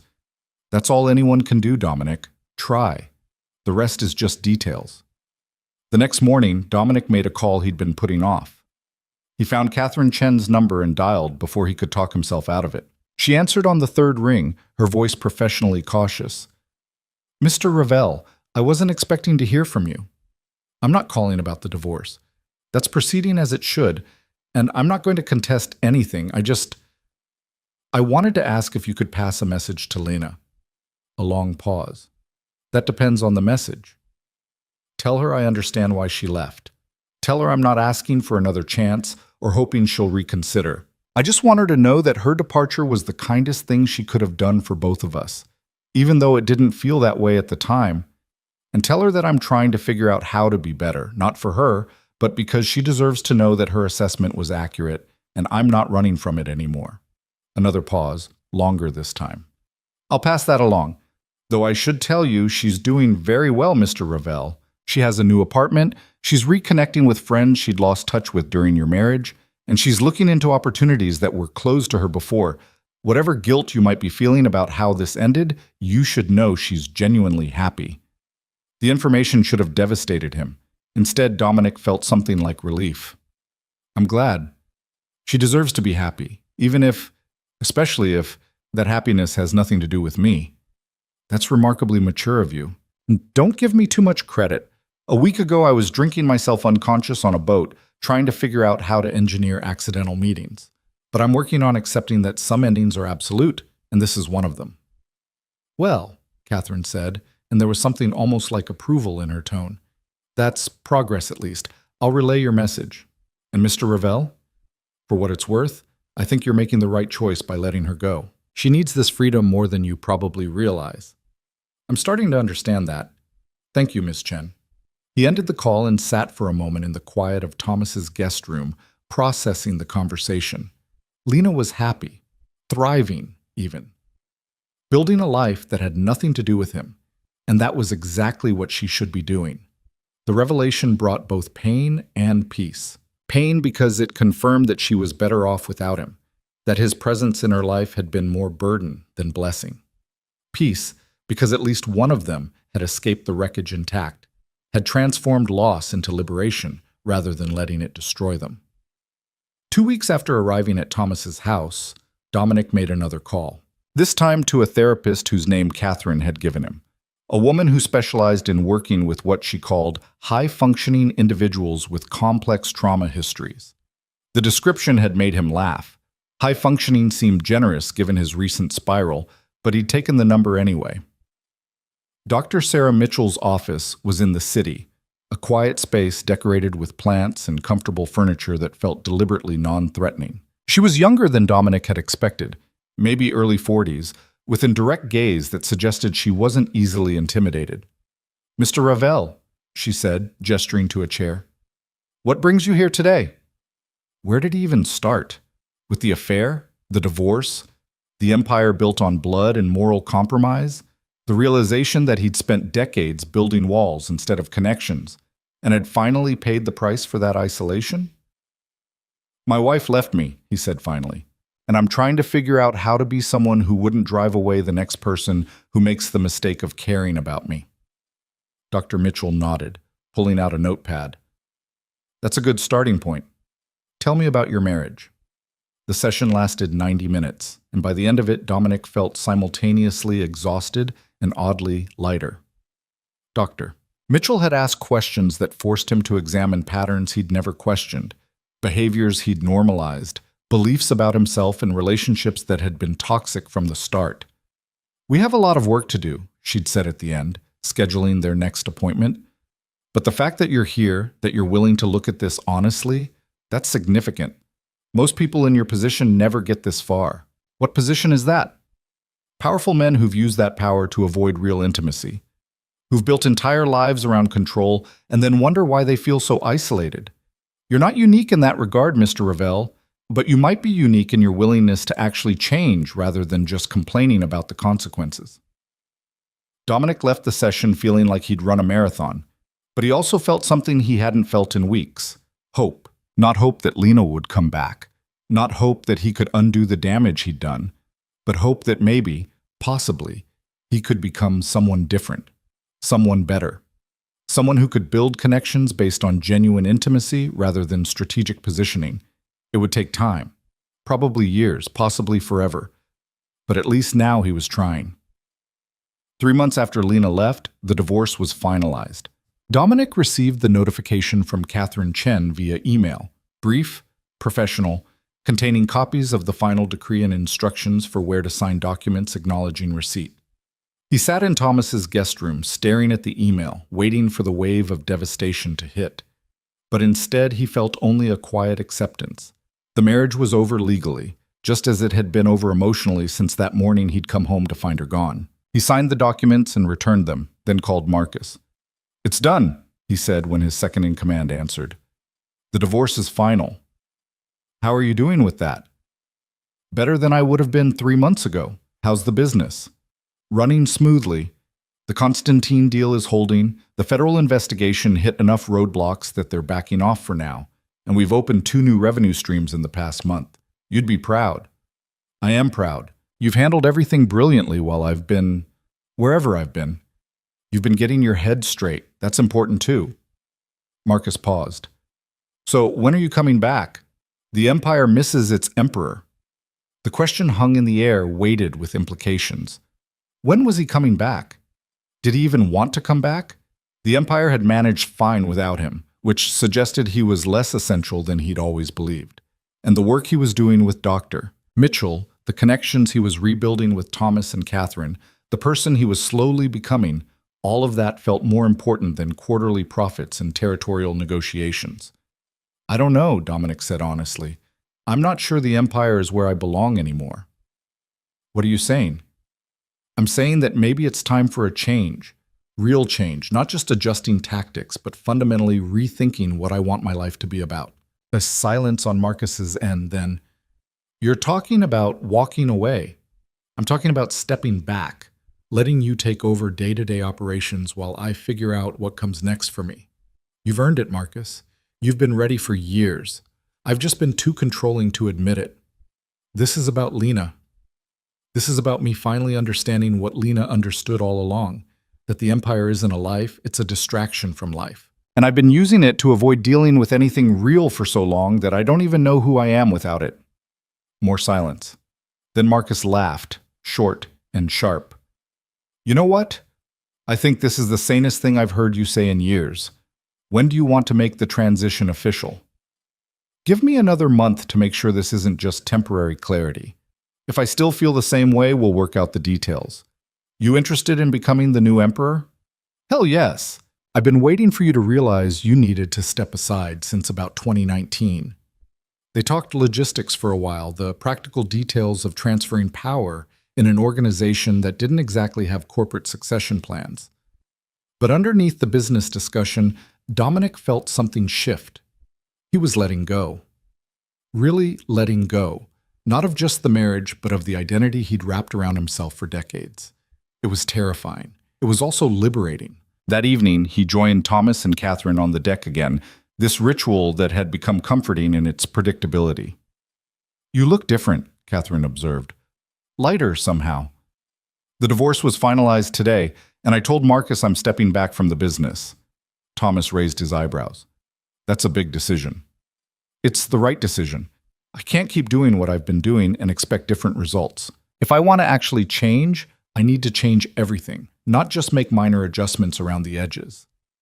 "What will you do instead?" Catherine asked. "I have no idea. That's probably the scariest part. For the first time in my adult life, I don't have a plan, don't have a strategy, don't know what comes next. But maybe that's okay. Maybe not knowing is part of learning to live differently." Thomas lifted his beer in a salute. "To not knowing, then, and to second chances, even if they look nothing like we expected." They drank to that. 3 people sitting on a suburban deck as the sun set, talking about everything and nothing, being present in a moment rather than constantly strategizing for the next one. 6 months after Lena left, Dominic saw her for the first time since that morning. It wasn't planned. He was in the city meeting with his attorney about the final transfer of business assets to Marcus when he spotted her through a cafe window. She was sitting with 2 other women, laughing at something one of them had said, looking relaxed and happy in a way he remembered from their early days together. His first instinct was to go in, to approach her, to somehow engineer a conversation, but he stopped himself, hand on the door handle, recognizing the impulse for what it was, the old Dominic, still trying to control situations that weren't his to control. Instead, He stood on the sidewalk and just watched for a moment, taking in the evidence of her new life. She wore her hair differently, shorter than when they'd been together. Her clothes were her own style, not the designer labels he'd preferred. She looked like herself in a way she never quite had during their marriage, like she'd finally found space to be fully who she was. And yes, she looked happy, genuinely, authentically happy. Dominic felt tears prick his eyes, but they weren't tears of grief this time. They were tears of gratitude. Gratitude that she'd been strong enough to leave when he couldn't give her what she needed. Gratitude that she'd found happiness on the other side of their ending. Gratitude that at least one of them had emerged from the wreckage intact and thriving. He turned away from the cafe without going in, continuing down the sidewalk toward his attorney's office. Let her have her coffee, and her friends, and her laughter. Let her have the life she'd built without him. Some endings arrived quietly, he'd learned. They arrived in empty closets and signed papers and the realization that you'd lost something irreplaceable through your own carelessness. They arrived when someone you loved decided they deserved better than what you were offering and had the courage to claim that better life for themselves. And yes, they couldn't be undone. Once chosen, once set in motion, they followed their course to completion regardless of regret or belated understanding.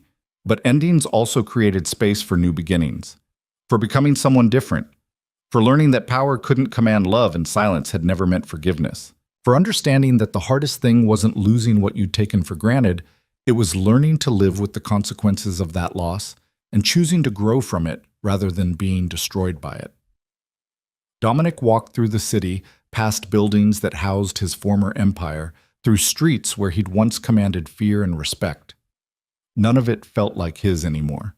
He'd given it to Marcus, stepped away from that life, and was building something new in the space that had opened up. What that something was, he still wasn't entirely sure. He was taking classes at the local university, exploring interests he'd never had time for before. He was volunteering at a youth center in the city, working with kids who reminded him of himself at that age, angry and lost and convinced that power was the only thing worth having.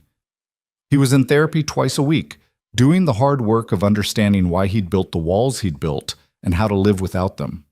It wasn't glamorous. It wasn't powerful. It wasn't the life he'd imagined for himself when he'd been building his empire. But it was real. It was honest. And for the first time in longer than he could remember, it was enough. That evening, back at the apartment he'd rented after finally selling the empty house, Dominic made one final call to Catherine Chen. "Mr. Ravel," she answered, surprise evident in her voice. "I wasn't expecting to hear from you.